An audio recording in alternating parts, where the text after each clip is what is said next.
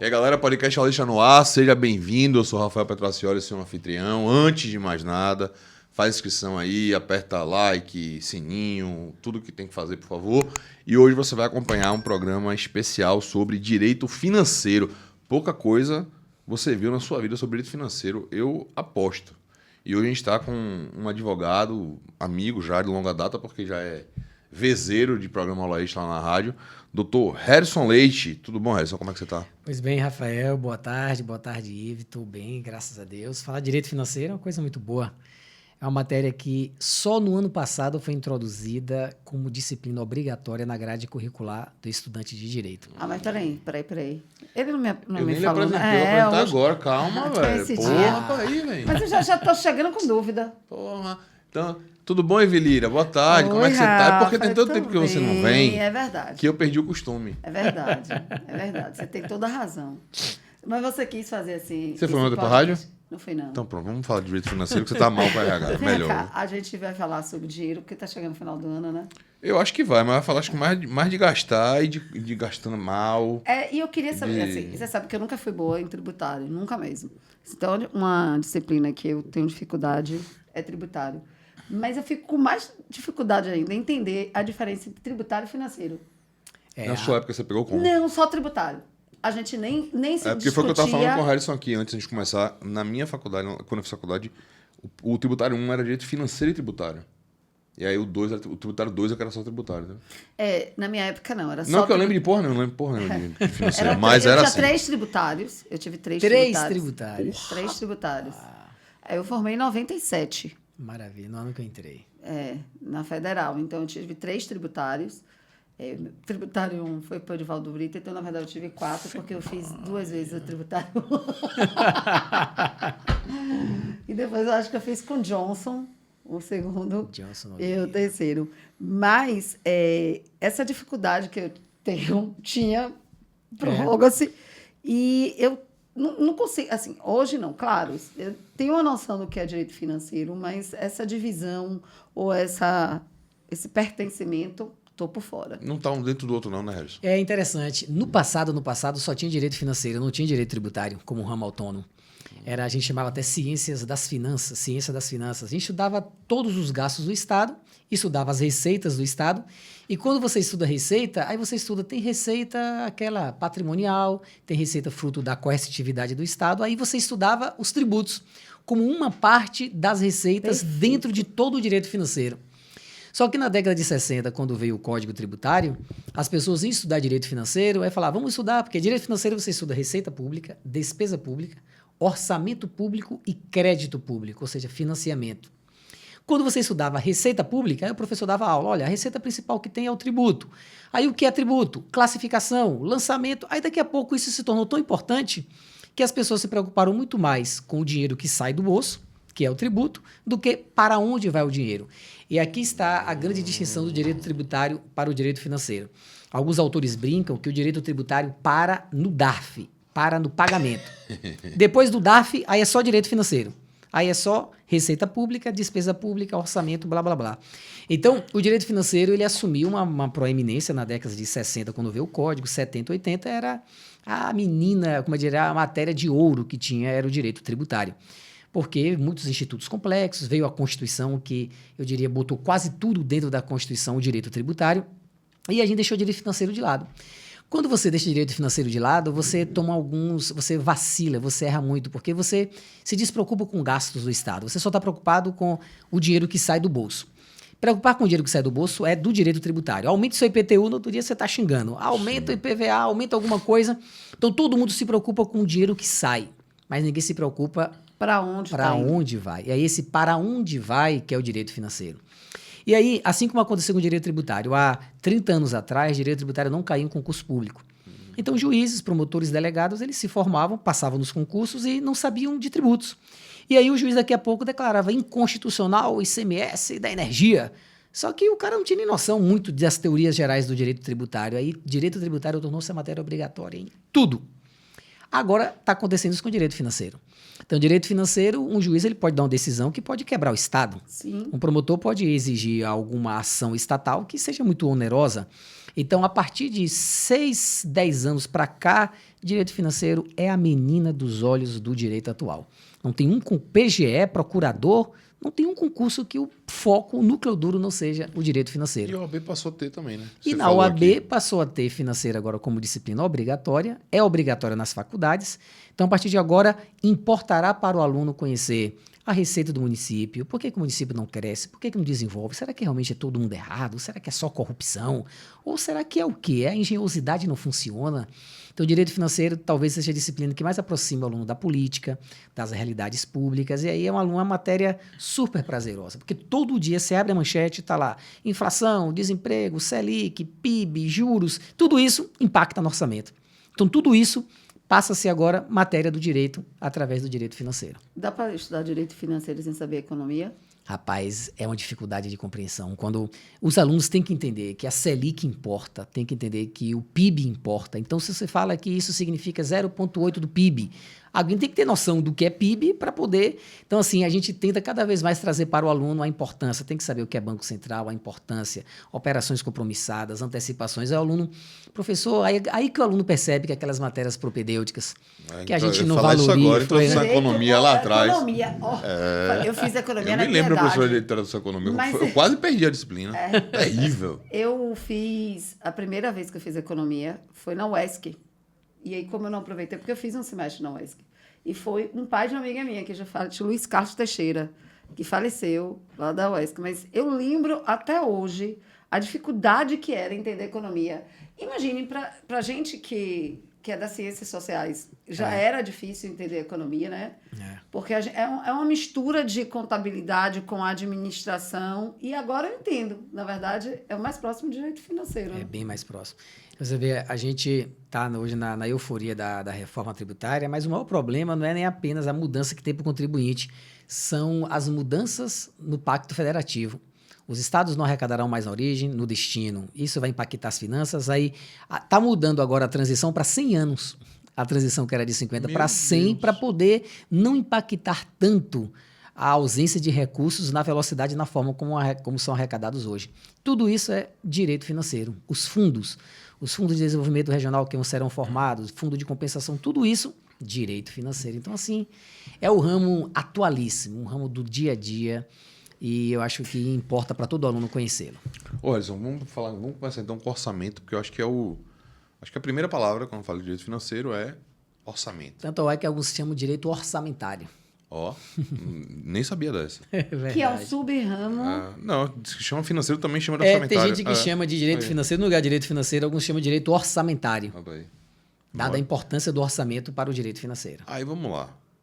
Eu vou dar a opinião de quem não sabe porra nenhuma de direito financeiro.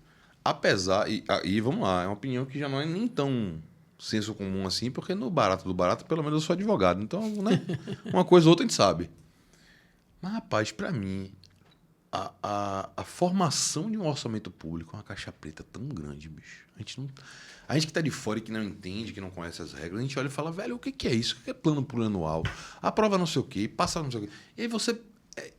E o mais interessante é que essas coisas estão chegando nas notícias. E como as coisas vão chegando nas notícias, as pessoas passam a se interessar pelo tema. Né? Do mesmo jeito que hoje em dia todo mundo sabe o nome dos ministros do STF, isso vai acontecendo com os temas que são mais explorados ali. E o orçamento está na crista da onda. Como é que funciona isso? O cara, quando vai se iniciar um mandato do Poder Executivo, é quando se inicia uma preocupação orçamentária, ou aquele pessoal já vai começar com o orçamento que foi feito anteriormente? Vamos dar uma pinçada inicial aí. Essa orçamentação que você se refere, ela tem 3 leis na sua base. Uma é chamada Plano Plurianual, vigência de 4 anos. Outra é a LDO, Lei de Diretrizes Orçamentárias, vigência de 1 ano e meio. E a outra é... 1 ano e meio? Depois eu vou explicar. 1 ano e pouquinho. Já me perdi. Um ano e pouquinho aí, 1 ano e pouquinho. E a outra é a LOA, que é a Lei Orçamentária Anual. Então, essas 3 leis, elas se encaixam como um afunilamento. Então, você pega a Constituição lá, os princípios da República, os objetivos, erradicar a pobreza, diminuir a desigualdade. Tudo isso tem que passar por um plano plurianual de 4 anos. Critica-se muito porque, tipo assim, o maior planejamento do Brasil é de 4 anos.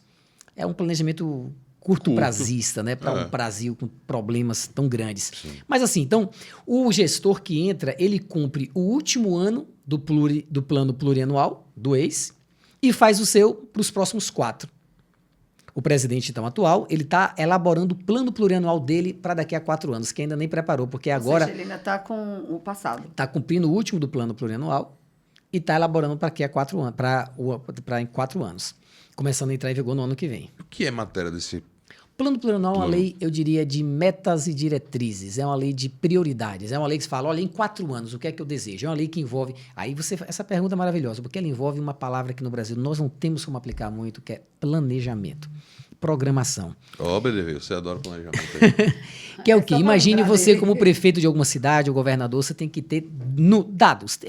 O que torna a Apple o gigante que é, o que torna a Amazon, tem tudo em toda a nossa vida.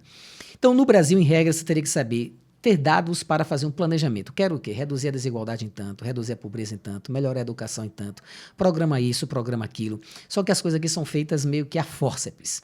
Programa tal, aí faz sem nenhum planejamento, sem nenhum estudo. Aí você não tem percentual, você não tem eficiência, você não tem custo, que melhora. Você só faz programa e vai fazendo e não analisa depois as consequências desses programas. Fora os programas emergenciais, né? Se você analisar, por exemplo, o Mais Médicos no passado, ele foi introduzido por uma medida provisória. Então, assim, às vezes programas de duração longa você não debate. E esse é o grande problema que a gente vai falar nesse instante, que são as emendas individuais. Porque elas capturam do orçamento recursos para curto prazo. É chamada de emenda PIX. Isso eu vou explicar o que é isso. Então, programa zero, porque é para atender as despesas imediatas. Então, assim, o Brasil talvez precisasse repensar essa ideia de planejamento de médio e curto prazo. A nossa lei é o plano plurianual, que você, enquanto prefeito, governador ou presidente, você vai pensar quais são os grandes programas, eixos da sua gestão do ano, dos 3 anos e de quem vai entrar depois. Plano plurianual. Ela é uma lei altamente programática. Ela não é uma lei de efeito concreto, no sentido que ela não é uma lei de comando, é uma lei de programas. Mas ela é vinculativa? Ela vincula as demais leis abaixo dela. Vincula a LDO e vincula a LOA. Diz a Constituição que nenhuma despesa poderá acontecer se não tiver na LDO e no PPA. Nenhuma despesa que ultrapasse 1 ano poderá acontecer se não tiver na LDO no PPA. Tá tudo muito amarrado. Então, funciona essa porra? Tudo que você tá falando, eu tô falando, rapaz, esse negócio não existe não, velho. É por isso que o direito financeiro ele ficou muito ao arrepio dos juristas, e quem ficava tomando conta disso era mais economista e contadores. Hoje nós precisamos avocar, porque onde tem lei, tem direito no meio e tem a gente. Então nós precisamos, por exemplo, uma das razões que mais retira prefeito do cargo é violação de crédito orçamentário, violação de crédito adicional, suplementar. Porque se alguém chegar conhecendo o orçamento, você trava tudo. Você consegue, eu diria, é algo que ainda precisa ser muito estudado. A gente deixa isso passar, isso fica muito solto. Então assim, o Harrison, na LDO tem um artigo na Constituição que diz que nenhuma alteração na legislação tributária pode acontecer sem previsão na LDO. Quantos municípios todo dia alteram leis tributárias e não tem nenhuma autorização na LDO? Então a LDO é uma outra lei abaixo do PPA, ela concretiza o PPA para o ano seguinte. O que o PPA tem 4 anos, ela vai dizer quais são as metas e prioridades do ano que vem. Aí ela já dá um recorte no PPA para ano que vem. Mas ela é uma lei, eu diria, de estabilidade fiscal. Ela prevê sustentabilidade da dívida, metas fiscais, a LDO. Todo concurso público, todo aumento tem que estar autorizado na LDO. Todos os bancos públicos de investimentos têm que estar na LDO, a quantidade que o Brasil vai, plano Safra, plano aquilo. Então a LDO é uma lei macro. Até agora o Congresso está discutindo a LDO, que é a meta. Então é época de bem lobby, né? Não, é a hora mais difícil, porque se você bota... Bem perguntado. Não, agora o maior lobby agora é a outra lei, que é a LOA, Lei Orçamentária Anual. Aí, essa é a lei concreta, essa é a lei que diz, a União tem 5 trilhões de receita e 5 trilhões de despesa. Pronto, pare aí. LOA, Lei Orçamentária Anual. Isso já é uma ficção total. Não concordo. Porque a gente está... É um exercício de futurologia, né? Eu tenho 5 trilhões para gastar. Não, você não tem. Não. Você está achando que no decorrer do ano você vai ter 5 trilhões para gastar. Ao mesmo tempo, você está... O engraçado é que o que dá para ser concreto é o gasto. O gasto dá para você dizer, não, eu só vou gastar X, né? Porque isso você tem como prever. Rafael parece que estudou direito financeiro. A priori, né? A priori. Menino, ele sabe, porque... Ele é bancário. Eu fui bancário, pô. Peraí. Não tem nada a ver com a mas outra. Mas é porque Rafael usou os verbos certinhos que tem na Constituição. A Constituição diz que o orçamento é uma lei que estima a receita e fixa a despesa. Então, despesa é fixada. Despesa é concreta. Despesa é certa. Receita é estimada.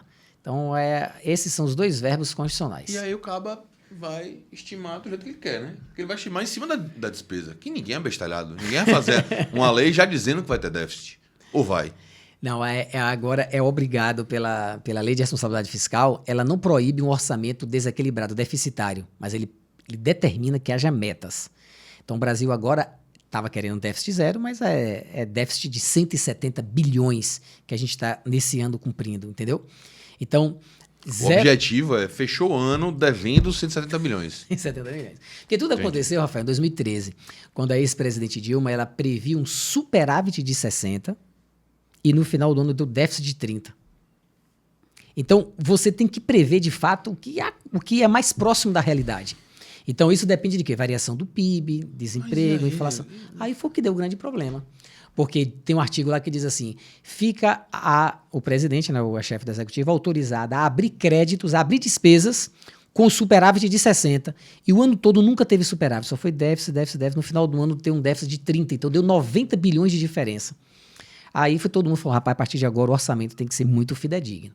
Então é melhor você dizer que ele é deficitário e todos os investidores saberem disso, todo mundo saber, do que você criar uma ficção jurídica dizendo que ele é superavitário e na prática está emitindo título para cobrir a despesa orçamentária. E quando você fala então que essa informação do déficit vai vir tanto na PPA quanto na... Não, ela é só na LDO. Só na LDO? Só na LDO. Tá.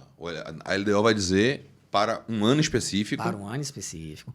Porque eu disse que é um ano e meio. Minha meta é X. Ela é aprovada nesse ano, no meio do ano, porque ela orienta a elaboração da lei orçamentária.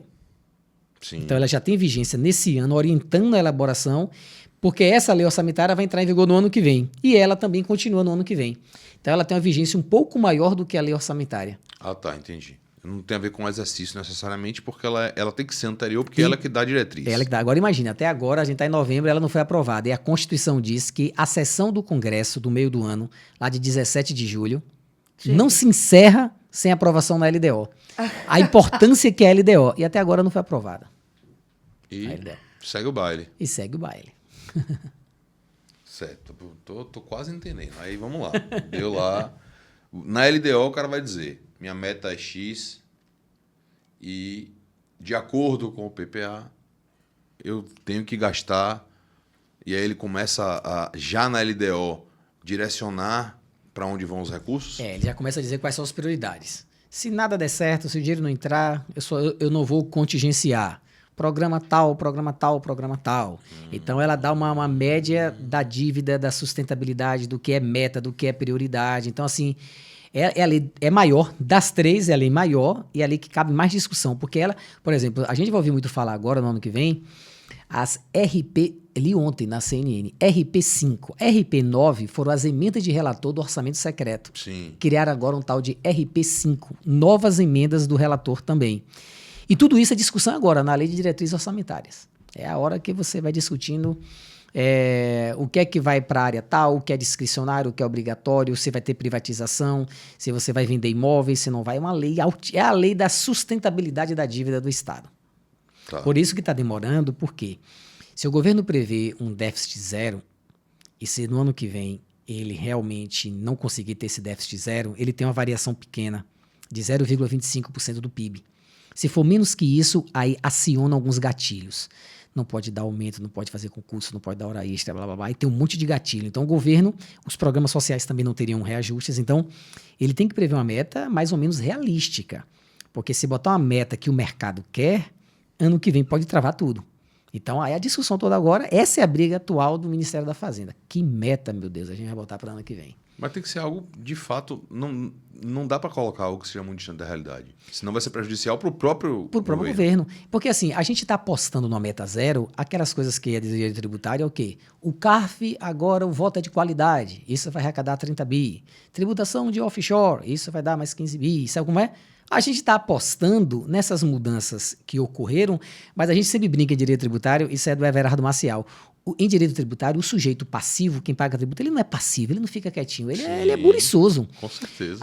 O CARF não dá, pronto. É a galinha pulando. É a galinha pulando. Então, assim, achar que vai zerar o déficit com esses aumentos de tributação pontuais, isso é até bom. Mas, assim, para zerar, meu irmão, 170 não é fácil. Nós temos um histórico de previsão de déficit dos últimos anos sempre. 10 anos. Desde 2013. Até 2013, a gente era superavitário. De verdade ou era... De verdade. Não, superavitário, assim, sempre... Porque assim, desculpa perguntar se de verdade, porque a impressão que a gente dá é que as pessoas ficam jogando com o número, né? É verdade. Não, isso que você falou, ultimamente eu tenho pensado muito, porque até a economia, depende de quem você lê, você fala, eu estou em 2 países. Tá uma coisa assim. E número é número, gente. Número é pegar a conta arrecada e somar. Mas assim, Rafael, pelo menos lendo a lei orçamentária, ela sempre foi superavitária até 2013. Nos últimos anos ela era superavitária. Aí de 2013 para cá a gente teve uma baita crise, reflexo lá de 2008. A gente adotou o que se chama na economia de política anticíclica. A gente está com a economia em recessão, mas a gente continuou dando benefício fiscal, incentivando, tirou a INSS sobre a folha, colocou sobre a receita bruta, fez várias medidas achando que a economia poderia aquecer. Na verdade, ela não aqueceu. Então, além de estar em crise, a gente reduziu a carga tributária proporcionalmente para alguns setores. E aí, a gente passou a ter menos receita do que despesa. Então, de 2013 para cá, o Brasil está gastando mais do que arrecada todos os anos. Tá entendido até aí. Eu queria voltar um pouco para a questão das previsibilidades, porque eu acho isso gasoso em um nível difícil de eu aceitar, sabe? Mas vamos lá. Você foi lá e prevê, como você falou. Tem lá na lei. Quando você falar de previsibilidade, da ideia de, eu tirei da minha cachola, você tem que ter dados, né? Não é solto, não. Não é solto, não. Não é solto. Eu arrecadei, o Brasil arrecadou no ano passado 3 trilhões. Não há nenhuma razão justificadora para esse ano arrecadar 2,5 ou 10. 3. Se a inflação vai crescer 5%, já vamos crescer 5% também na arrecadação, porque acompanha. Pronto. O que é que agora muda? Aí que entra agora estudos de cálculos, aritmética, blá, blá, blá.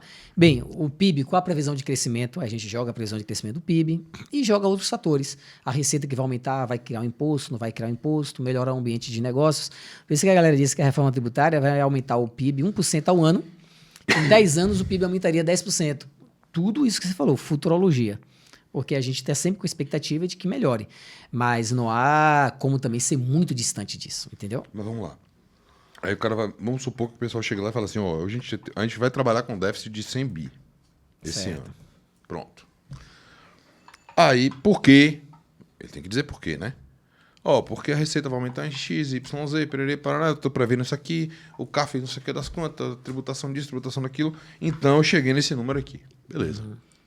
Aí termina o ano com déficit de 200. O dobro. Pelo que você falou, isso vai gerar alguns gatilhos que vão amarrar as despesas da administração pública. Perfeito. Mas a minha dúvida é, entre isso acontecer, cabe justificativa? Porque, veja, o cara colocou lá que vai ter um déficit de 100 e ele explicou o porquê. Ok. Supondo que várias dessas premissas não ocorreram e que não são necessariamente de responsabilidade da administração pública, ele conseguiria evitar gatilho? Existe algum nível de lugar onde você transite com a argumentação aí? Ou é matemática pura e simples? Não.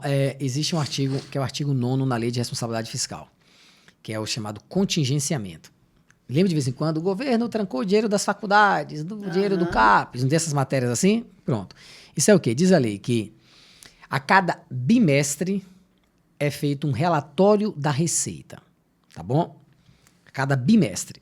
Então, se no primeiro bimestre você fez um relatório da receita arrecadada e se essa receita não foi condizente com a esperada, aí você aciona já gatilhos bimestrais, que é o chamado contingenciamento.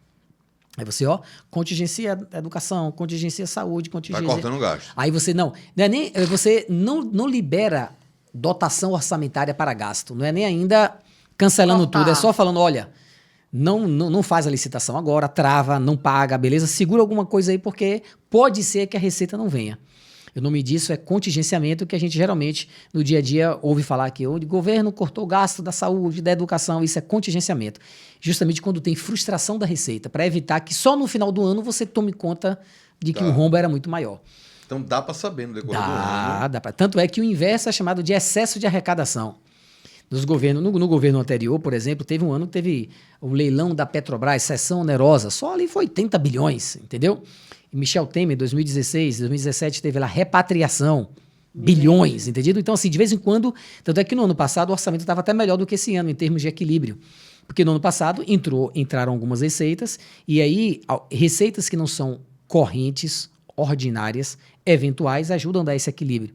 Tanto é que com o novo arcabouço, essas receitas temporárias não farão mais parte do equilíbrio. Elas não poderão ser contadas como receitas da liberação para o crescimento da despesa permanente, porque pode gerar alguns enganos. Mas não dá para esperar o final do ano para saber do desequilíbrio, não. A cada 2 meses, você contingencia. Mas ainda assim é possível que mesmo com esses 2 meses, você chega no final com déficit muito maior do que você previu. É possível. Aí você tem que cortar as despesas discricionárias, infelizmente. Então, toda despesa discricionária acaba sendo cortada. O Brasil hoje, Rafael e Izzy, ele tem 96% do orçamento todo amarrado. O governo só está conseguindo fazer alguma coisa porque está emitindo título e endividando. Mas se dependesse do que arrecada, não sobra dinheiro para nada. Você falou de um ponto importantíssimo. Você que está preocupado com dinheiro, vai chegar no final do ano. Emita um título. Que a situação você... Emita um título. Uma debênture pessoal aí. Vê se tem alguém querendo comprar essa porra. Ela resolve sua vida. Política do encilhamento de Rui Barbosa. Aí vamos lá. Você falou um negócio, esse ponto interessantíssimo. Um instrumento que não deveria ser necessariamente orçamentário, que é o endividamento. O Estado, assim como uma empresa, assim como nós, pessoas físicas, ele pode se endividar. Não é isso? Tem limite isso? Como é que isso é tratado em termos constitucionais, em termos orçamentários? Existe algum limite para que o governo possa gerar endividamento para o país ou não? Tem. Quem tem limite são os municípios, 120% da receita corrente líquida. Então, eu pensei que ele estava fazendo uma piada, falando, velho, quem tem limite é município. Não, o município tem limite. Tem esse meme, né? Eu achei. Quem tem limite é Eu achei. Os estados também têm limites de gastos, de endividamento, que é 200% da receita corrente líquida. Agora a União não tem. Não puseram freio na União. A União pode dever o quanto quiser. Que maravilhoso isso, né? Você ainda acha que sem limite. Ele é menino sério. É verdade. Eu achei que ia rolar. Eu achei que ia rolar. Mas é isso, a União não tem limite de endividamento. A União pode se endividar o quanto quiser. Inclusive se endividar para poder rolar a própria dívida. A dívida ela é paga com endividamento. É chamada de rolagem da dívida. Ninguém é maluco de chegar lá, tá vencendo o título hoje de 4 bilhões. Aí o presidente tirar do recurso próprio 4 bilhões. Paga. Emite outro título atualizado, paga aquele... Entendido? Vida que segue. Ninguém quer pagar dívida pública, entendido? É muito melhor você... Por isso que é o grande problema. Quanto maior o endividamento, a dúvida é... E os nossos credores continuarão apostando? Aí vem essa dúvida toda do mercado, né? Aumenta juro para poder atrair os nossos títulos, aquela coisa toda. O que é muito delicado, porque quanto maior o endividamento, maior o custo que a gente tem com os serviços da dívida. Maior o seu risco. Maior o risco. Mas o certo é que nenhum Estado fica sem dever. E é bom que deva. O problema todo é para onde está indo o dinheiro emprestado. Porque o dinheiro emprestado, se for para fazer porto, aeroporto, estrada, aí pode dever. Estados Unidos deve 2 vezes o PIB, Japão. O Brasil não deve ainda não deve 100% do PIB, deve quase, mas não deve. Mas o grande problema é Japão, a vida toda o juro era 0. Estados Unidos era 0,25, agora que aumentou por conta da pandemia. Mas o Brasil, a dúvida é, deve para fazer o quê com o dinheiro? A gente hoje está devendo para pagar custeio, para pagar a máquina. Aí sim, tem que ser repensado. Tá. Tô trocando em miúdos para galera... Para nós, simples mortais, é como se todo mês eu estivesse pegando empréstimo para pagar minhas despesas normais. Casa, carro, funcionário, energia elétrica, mercado. Eu tô todo mês indo lá pegar um empréstimo para pagar isso. E só aumentando o empréstimo. É isso que dói, entendeu? Aí mês que vem eu pego um empréstimo para pagar tudo, mais o empréstimo que eu peguei no mês passado. E aí vai. É isso daí. Aí o problema todo é a visão de Estado. Tem uns estados que são fiscalmente mais restritos e tem outros que são fiscalmente mais abertos. Então... Aí agora entra toda a teoria econômica, a teoria keynesiana, que o Estado tem que se endividar ou não. Aí é um tema um pouco mais complexo, mas todos os anos a gente se endivida um pouco mais. Tanto é que se você pegar o orçamento hoje, ele é de 5 trilhões de reais, mas desses 5, 2 trilhões é só de rolagem da dívida. Oxi. Ou todo seja, ano é assim, então. Não, tá só aumentando. É isso, mas todo ano tem esse todo ano capítulo. Tem o capítulo da rolagem da dívida. Tem. Emissão de título. Então, aí é só você fazer uma conta, aquela conta de padeiro, né? Quanto você tem de título emitido, quanto é a Selic e quanto você paga, entendeu? Então, é um custo alto, não tenha dúvida. Paga-se esse custo para não precisar se pagar a própria dívida. Para não se pagar a própria dívida. Ninguém tem prazer de... Qual prefeito que tem o prazer? O governador? No meu governo, zerei precatórios, paguei... Não, né? Meu irmão, o precatório está aí rodando desde 88, agora até 2029, vai... Todo ano, a cada 10 anos, você prorroga precatório, entendido? Então, assim, ninguém tem orgulho de quitar a dívida, a gente tem orgulho de fazer obra, e para isso é endividar-se. Tanto é que o Estado da Bahia, toda vez faz obra com endividamento, não tem nenhum mal nisso. Então, assim, quando você vai assessorar um município, aí você pega limite de endividamento. Esses dias em sala de aula a gente estava estudando um município muito legal aqui, São Francisco do Conde, que tem uma receita maravilhosa. Sim. O endividamento 0,023%. Nem precisa, porque graças a Deus tem muito dinheiro, o que não é realidade. Vários municípios devem mais de 120%. Então, fazer política pública, o próprio prefeito de Salvador fez muitas obras com financiamento. Isso é o quê? Endividando o município, mas fazendo obras públicas. O Estado faz obras, endividando o Estado, mas fazendo obras públicas. Não tem problema nenhum. Sim, então a pessoa pode se endividar para comprar uma casa. Para comprar uma casa. O financiamento da casa. Agora, existe o bem, existe uma... Então, endividar-se faz parte da regra dos Estados. O grande problema é a qualidade da dívida, entendido? Não se poderia, em regra, endividar por despesas de manutenção do Estado. Aí é muito delicado. Mas a gente não tem previsão na lei de responsabilidade fiscal sobre isso? Mas a lei de responsabilidade fiscal... A tomada de dívida... Pronto, vou refazer a pergunta para poder ficar mais fácil, mais claro. Tem como provar que uma determinada dívida foi tomada para custeio? A Constituição proíbe dívida para outra coisa que não seja investimento. É a chamada regra de ouro. Artigo 167, inciso 3, mas ela tem uma vírgula. Exceto se aprovada por maioria absoluta do Congresso. Então tá liberado. Tem a regra, né, que é a chamada regra de ouro, e tem agora a exceção. Então, nesses anos todos que eu lhe falei, a gente está em cima da exceção. Mas o Brasil preza por um orçamento equilibrado. A ideia do orçamento equilibrado eu não posso agora, por conta de um purismo, ver meu irmão passando fome e não vou me endividar, não vou comprometer as gerações futuras. Sim. Não, cara. É a pandemia, endivide todo mundo, não pode ninguém morrer agora. Agora, o que não dá é para isso ser uma prática de administração. Entendido? Porque chega uma hora que você gasta demais, tem hora que você refreia, porque assim, o seu filho já nasce devendo nos próximos anos as dívidas que contraímos hoje. É o encargo no tempo daquilo que a gente usufrui hoje. Então, é necessário ter muita responsabilidade para no presente gastar com o que os nossos futuros filhos e outras pessoas pagarão o que a gente está gastando hoje. Então, esse gasto tem que ser para investimento e não para despesas que poderiam ser evitadas. O especialista em direito financeiro é chamado financeirista? Talvez financista, né? Não sei. Mas, assim, é uma matéria relativamente nova. Tanto é que você ainda não acha muita gente que gosta da matéria. São poucos professores da área, entendeu? Porque o aluno não se empolga muito. Tem só aluno com aquela pegada mais política, aí o cara gosta. Mas no dia a dia, para você empolgar, você tem que contar muito causo para poder... Até porque... Mas é difícil de entender, velho. É difícil de entender, não é realmente. Fácil. Não é simples, não. Não é fácil. Você pegar uma pessoa que não tem a maturidade de técnica mesmo, de sistema constitucional, de economia, para você explicar direito financeiro, é punk. Não é simples, não é simples. E vem cá, todo tributarista entende direito financeiro? Pronto, essa pergunta é maravilhosa. Uma pessoa gostar de direito tributário isoladamente, ele corre risco de conclusões péssimas, porque é uma visão meio que monocular do todo. Eu não tenho como hoje dizer assim, o ICMS sobre gasolina inconstitucional. O governador vai falar, esse ICMS aí cobre 20% das minhas despesas. E aí, como é que é incondicional um negócio desse? Então, embora seja, os efeitos consequencialistas de uma decisão dessa te levam para o direito financeiro. Então, todo estudante de direito tributário que consegue entender de onde vem aquele recurso, para onde vai, é recurso vinculado, é desvinculado, vai para um fundo, não vai.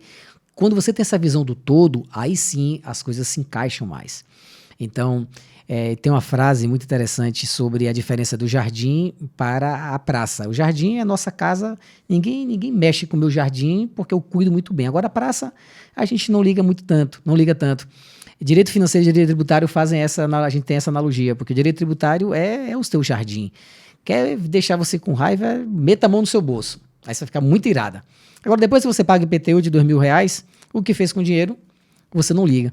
Então, o tributarista, quando ele se percebe para onde vai o recurso público, e o direito tributário tem muito disso, né? Tem contribuições que são vinculadas, tem a DRU, que desvincula 30% das contribuições vinculadas. Sim. Quando você estuda isso, aí o tributarista passa a ter a visão do todo, entendeu? E é muito complementar. Eu diria que não é legal um tributarista desconhecer o direito financeiro. Aí você falou que, você deu um número aí, 96% do orçamento brasileiro é amarrado. Por quê? Despesas obrigatórias, irredutíveis, constitucionais, legais, contratuais. Que vem, vamos lá. Mas que pode ser alterado, de forma nenhuma. O Supremo... Nem na reforma? Não, direito de... Um problema, aposentadoria. Deus do céu, vai mexer nesse negócio. Aposentadoria é um déficit anual de tipo 80, 100 bilhões de reais, aposentadoria, déficit. Aí você vai para... Ô, Harrison, deixa eu fazer um parênteses aqui, já que você falou disso. Por que o pessoal da área de previdenciário fala que não existe déficit? É isso, por conta o desconhecimento do direito financeiro e direito tributário. Tem um artigo lá, 76 da Constituição, do ADCT, que desvincula hoje 30% das receitas da Previdência para outros fins quaisquer. Tá. Então eles fazem a seguinte conta. Se esses 30% não fossem desvinculados, teria dinheiro na Previdência. Mas acontece que eles são desvinculados. E por norma... Se meu avô não tivesse vivo, morrer, ele estava vivo, né? Estava vivo. Então, até a própria Receita Federal tem estudos, a Previdência não está quebrada. Mas, cara, não tem... Rafael, a conta é simples. Uma pessoa se aposentar com 50 anos de idade vai morrer aos 95 ganhando R$30.000, hipoteticamente. Pegue aí 45 anos ganhando 30 mil vezes 13, porque tem um 13º. Essa pessoa vai receber quase 2 milhões durante esse tempo. Vindo de onde? Se ela nunca contribuiu com essa proporcionalidade.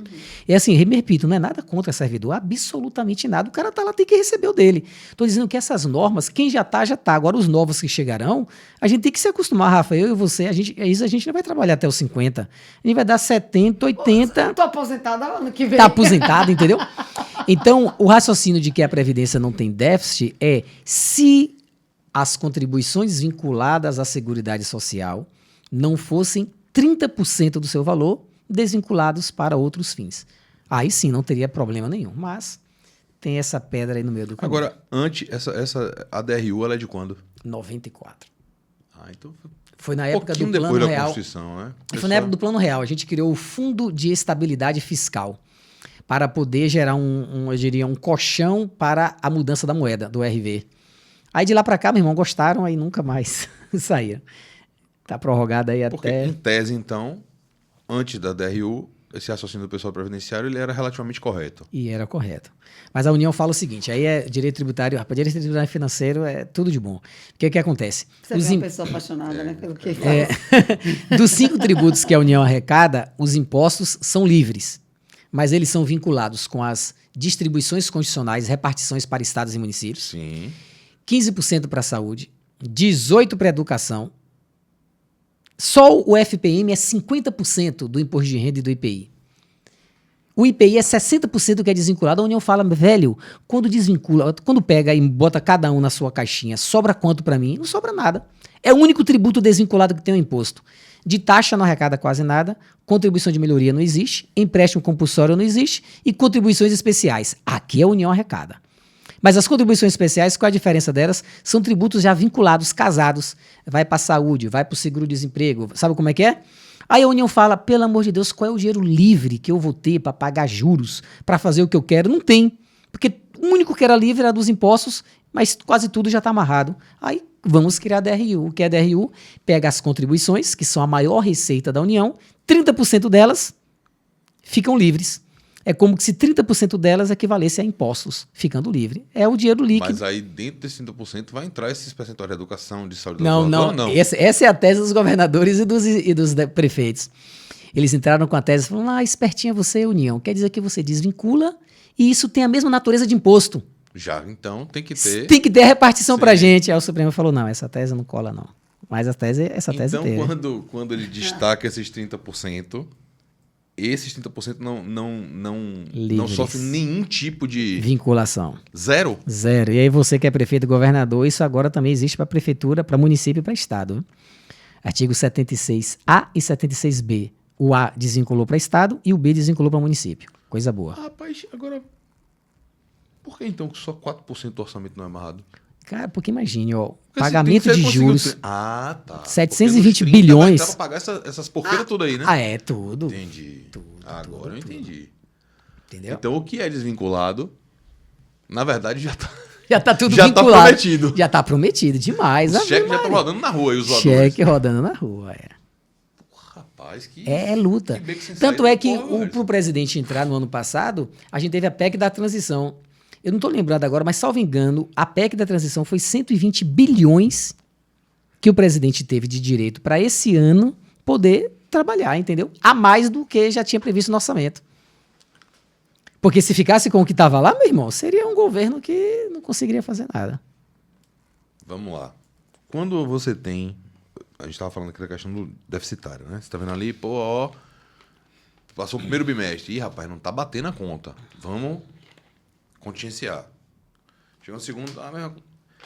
Se é assim que tem que acontecer, qual é a hipótese que autoriza, então, quando o Poder Executivo pede suplementação do orçamento? A gente ouve direto falar isso. Eu não faço ideia do que é. Ó, fulano e tal, prefeito entrou com pedido de crédito suplementar na Câmara Municipal. Que porra é essa? Rapaz, isso daí deixa tanto prefeito inelegível, é uma loucura. É que o prefeito, quando ele faz o orçamento, ele fala, ó, tanto para televisão, tanto para mesa, tanto para xícara, tanto para o microfone. Só que no decorrer da execução orçamentária, ele não quer essa TV, ele quer uma de 75 polegadas. Aí ele quer aumentar um gasto já previsto. Então isso é suplementar, é reforçar um gasto previsto. Tirar de um lugar e botar em outro. Você tinha previsão do gasto, mas não naquela quantidade. Não naquela quantidade. E vai tirar de onde? Anulando um outro. Aí você cria algumas despesas sabidamente não realizáveis. Aí entram as maquiagens top, né? Aí pronto, o cara vai O cara reformar. quando faz o orçamento já deixa lá um monte de Pokémon que não vai fazer para poder ter de onde anular e jogar. Sensacional. O brasileiro é um bicho... Inteligente, inteligente. E sempre assim, então, né? Sempre assim. Não, o pior é quando a Câmara dá ao prefeito o poder de um crédito suplementar de 100%. Aí a própria Câmara se despojando do seu mistério de fazer orçamento e falando, olha, a gente discutiu aqui a noite toda o orçamento, mas eu lhe dou aqui 100% para anular. Ele pode fazer o que quiser com o orçamento. Aí é desnecessário até ter Câmara. E é possível fazer isso? É isso, de vez em quando isso acontece. E não tem controle judicial sobre isso. Mas se tiver... Se alguém judicializasse, dá problema? Dá, porque imagine, a Constituição proíbe delegação de matéria orçamentária, entendeu? Não é matéria delegável. Como é que a Câmara dá 100% do orçamento para o Executivo alterar por decreto? Fere a legalidade. O grande problema é que quando isso chega no Judiciário, nem sempre quem vai julgar vai também conhecer. Aí vem o direito financeiro. É por isso que agora ele é muito obrigatório. É obrigatório, é muito importante. Você imagina, você vai chegar na Justiça Estadual, se for de um município. Uhum. Imagine uma pessoa que acabou de ingressar, aquele juiz de entrância inicial que faz de tudo. Uhum. Que faz de direito penal a direito tributário e financeiro. Então, realmente, não é uma matéria muito palatável no dia a dia. Ô, Harrison, é com base no direito financeiro que surge a reserva do possível? Boa pergunta, excelente. É com base no direito financeiro que surge a reserva do possível. É aquela coisa, o direito, ele custa. Direitos custam. E logo, a proteção do direito, ela não pode ser desatrelada do seu custo. Do contrário, é utopia. Então, é muito fácil ter um discurso que até se rasga a Constituição, dizendo que está sendo tudo descumprido, a Constituição não cabe no orçamento. Bem, todo direito tem custo, não apenas aqueles de terceira e segunda geração, direitos sociais, mas todos os direitos têm custo. Então, isso significa dizer que, às vezes, quando você vai efetivar um direito, e se você não tem um caixa, você fala, rapaz, não está sendo possível cobrir aqui as despesas da execução desse direito. Então, a reserva do possível surge como um argumento provado, não pode ser só falacioso, de que alguns direitos não poderão ser cumpridos na completude em virtude da ausência de recursos. Agora, isso não vale para o mínimo existencial, isso não vale para o básico, isso não vale para, eu diria, os programas sociais de entrada. Isso vale para direitos, eu diria, após a barriga estar cheia, aí sim outros direitos poderiam ser restringidos por falta de orçamento. Mas o mínimo existencial não se sucumbe diante da reserva do possível. O grande problema é o que ser o mínimo existencial. Né? Pois bem, tema interessante. Por exemplo, quando você lê o artigo 6º da Constituição, ele é um artigo maravilhoso. São direitos, né, sociais, aí vem lá saúde, educação, salário mínimo, moradia, blá, blá, blá. Mas quando você percebe tudo aquilo, nem tudo aquilo consegue ser efetivado com decisão judicial, porque não tem dinheiro para tudo aquilo. Eu casei, eu tenho 6 filhos, eu quero uma casa, direito à moradia, me dê uma moradia. Não é assim.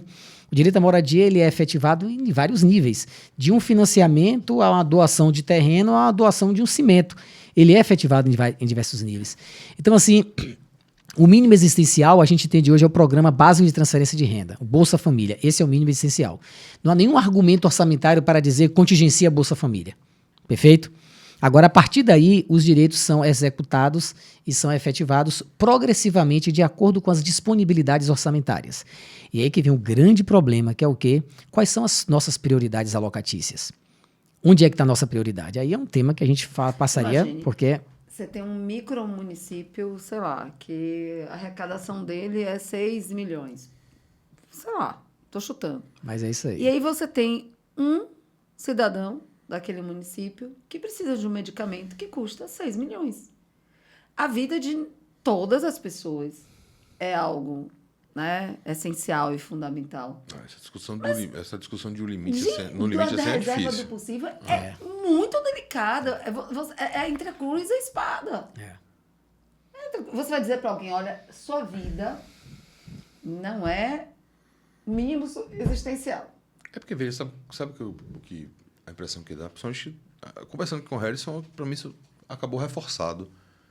A administração pública, ela brinca com dinheiro de mentirinha. Não é com dinheiro de verdade. Banco imobiliário. Banco imobiliário. Porra, tô precisando. Pega um empréstimo aí, emite os títulos, meu irmão. Então, bora lá, bem lembrado. Estados e municípios são proibidos de emitir título. Assim, tá bom? Só a União. Por quê? Tá bem. Porque são, né? Aí também, já pensou? Mas, O município emitir título. União Aí massa, acabou, né? irmão. A União pode emitir título. A União não tem limite do déficit. Por isso todo mundo briga com a pizza da Federação Brasileira. É um absurdo. Tipo assim, na pizza das receitas, a União fica com 60%, estados ficam com 25% e municípios com 15%. Então, os municípios estão tendo a sua autonomia vilipendiada ao absurdo. E aí é difícil falar em autonomia, né? Tem como? Você fica refém, porque você, até do ponto de vista político, você não pode se indispor, porque senão você não recebe os investimentos. Então, assim, tá minando a autonomia municipal. Só tem autonomia municipal em capitais, cidades que têm grande recurso, muitos recursos, mas no todo tá muito difícil. Tem duas coisas aí. Primeiro, tem município demais, né? Pô, Cá entre nós, né? 5.600. Então Se vamos ele defender falar... o município, mas também vamos baixar a bola do Bora, pessoal no seguinte sentido. Pô, irmão, estão diminuindo um pouquinho. Em 98, e tem PEC para diminuir, né? Sim. Só que em 98, em 88, quando foi criada a Constituição, tem um artigo lá na Constituição, artigo 18, que diz que novos municípios poderiam ser feitos baseados em lei estadual. Pronto. A gente criou 1.200 municípios até 96. Não faz sentido. Então. Aí em 96 veio uma trava dizendo que dependeria de uma lei complementar nacional. Essa lei complementar, toda hora alguém faz essa lei e o presidente consegue vetar, porque o sonho de todo mundo é aumentar mais municípios, porque o bolo é o mesmo. Qual é o bolo? Fundo de participação dos municípios. Esse fundo é formado de 50% do IPI, 50% do imposto de renda. Ficam lá.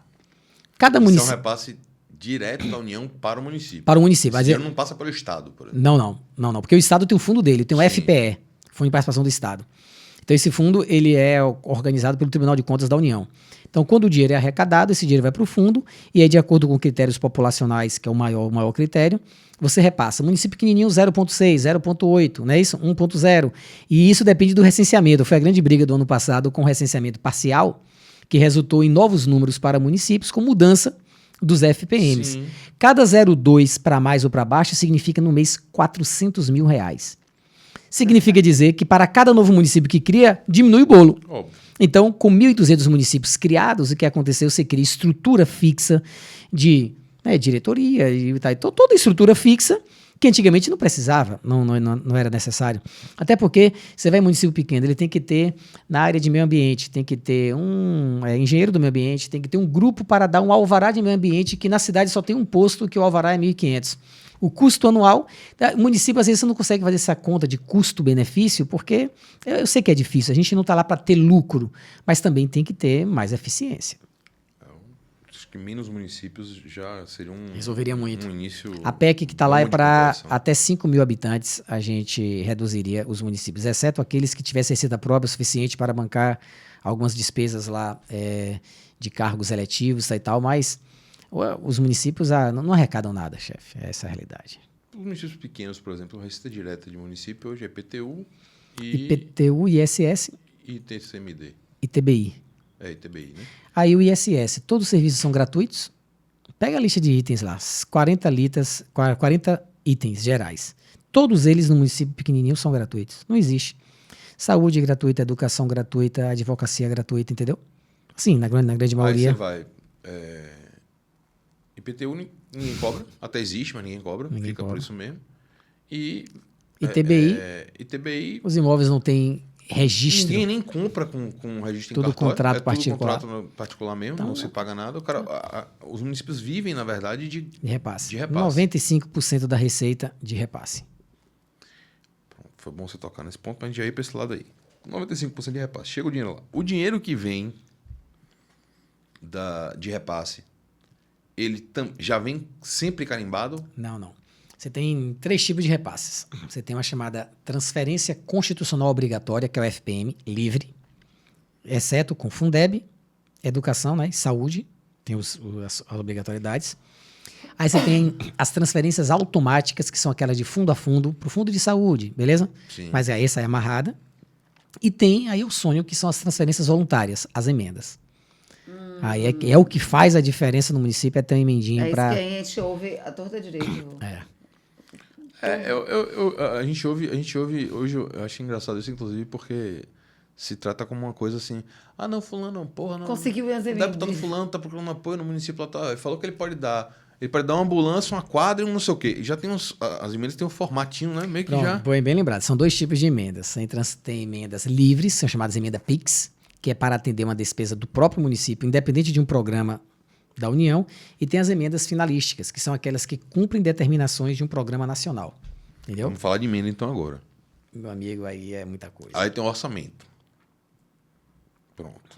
Emenda, como o próprio nome já diz, e a gente aprendeu na ciência jurídica, vai ser uma correção a algo.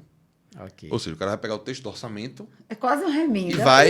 E vai recortar para enxertar outras coisas ali. Porque o texto orçamentário anual, ele não vai vir com as vontades dos parlamentares, porque ele é feito pensando nas despesas da administração pública geral. Né? Macro. Então ele vai vir mais generalizado. Chega lá, na hora da votação, é assim que funciona? Na hora de votar é que vão chegar as emendas? Bora lá. Até 2015 era assim, igualzinho. O presidente mandava o orçamento já fechado, receita 3 trilhões, despesas 3 trilhões, tudo fechado. Deputados poderiam fazer emendas. Só que diz a Constituição que para ele fazer uma emenda, ele tem que anular uma despesa do Executivo. Por óbvio, como você acabou de falar muito bem, emenda é correção. Então ele vai falar, para eu colocar minha emenda é dar televisões para as escolas públicas. Custo, 500 milhões. O orçamento já veio todo amarrado, ele fala, meu Deus, vou tirar de onde? Tira do programa Bolsa Família, tira do programa tal. Aí começava jogo de interesse. Isso tudo até 2015. Isso tudo no âmbito do Congresso. Do Congresso. Porque o Executivo, essa é competência do Legislativo. De fazer as emendas. Porque o Executivo já mandou o Congresso fechadinho. Certo. Em 2015, aquela briga de Eduardo Cunha com Dilma Rousseff criou a primeira alteração nas emendas, que foi a chamada emenda impositiva. Então, em 2015, o Congresso falou, esse negócio de a gente fazer emenda para ficar discutindo com o Executivo, se vai vetar, não vai vetar... Esse negócio de ter deputados que têm direito à emenda, deputados que não têm, deputados, sabe, que são melhores que outros, não. Igualdade. Todo deputado terá direito a uma emenda, independente se tiver filiação partidária coligada com o presidente ou não. Emenda impositiva. 1,2% da receita corrente líquida. Tudo bem? Primeira briga de executivo com o legislativo. Então o orçamento que no nosso exemplo aqui vinha fechadinho de lá, agora já vem com 1,2 liberado. Um buraquinho liberado ali pra galera. Pra emenda. Aí, pra repartir. Beleza? Aí todo mundo ficou agora feliz. Então, eu diria... E repartir de forma igualitária. Igualitária. Tá. Mas nem todo mundo, assim, né? Todos são iguais, mas uns são mais iguais do que os outros. Sim, sempre. Então imagine pegar um deputado que já está lá 6 mandatos e um que acabou de chegar ganhando a mesma coisa.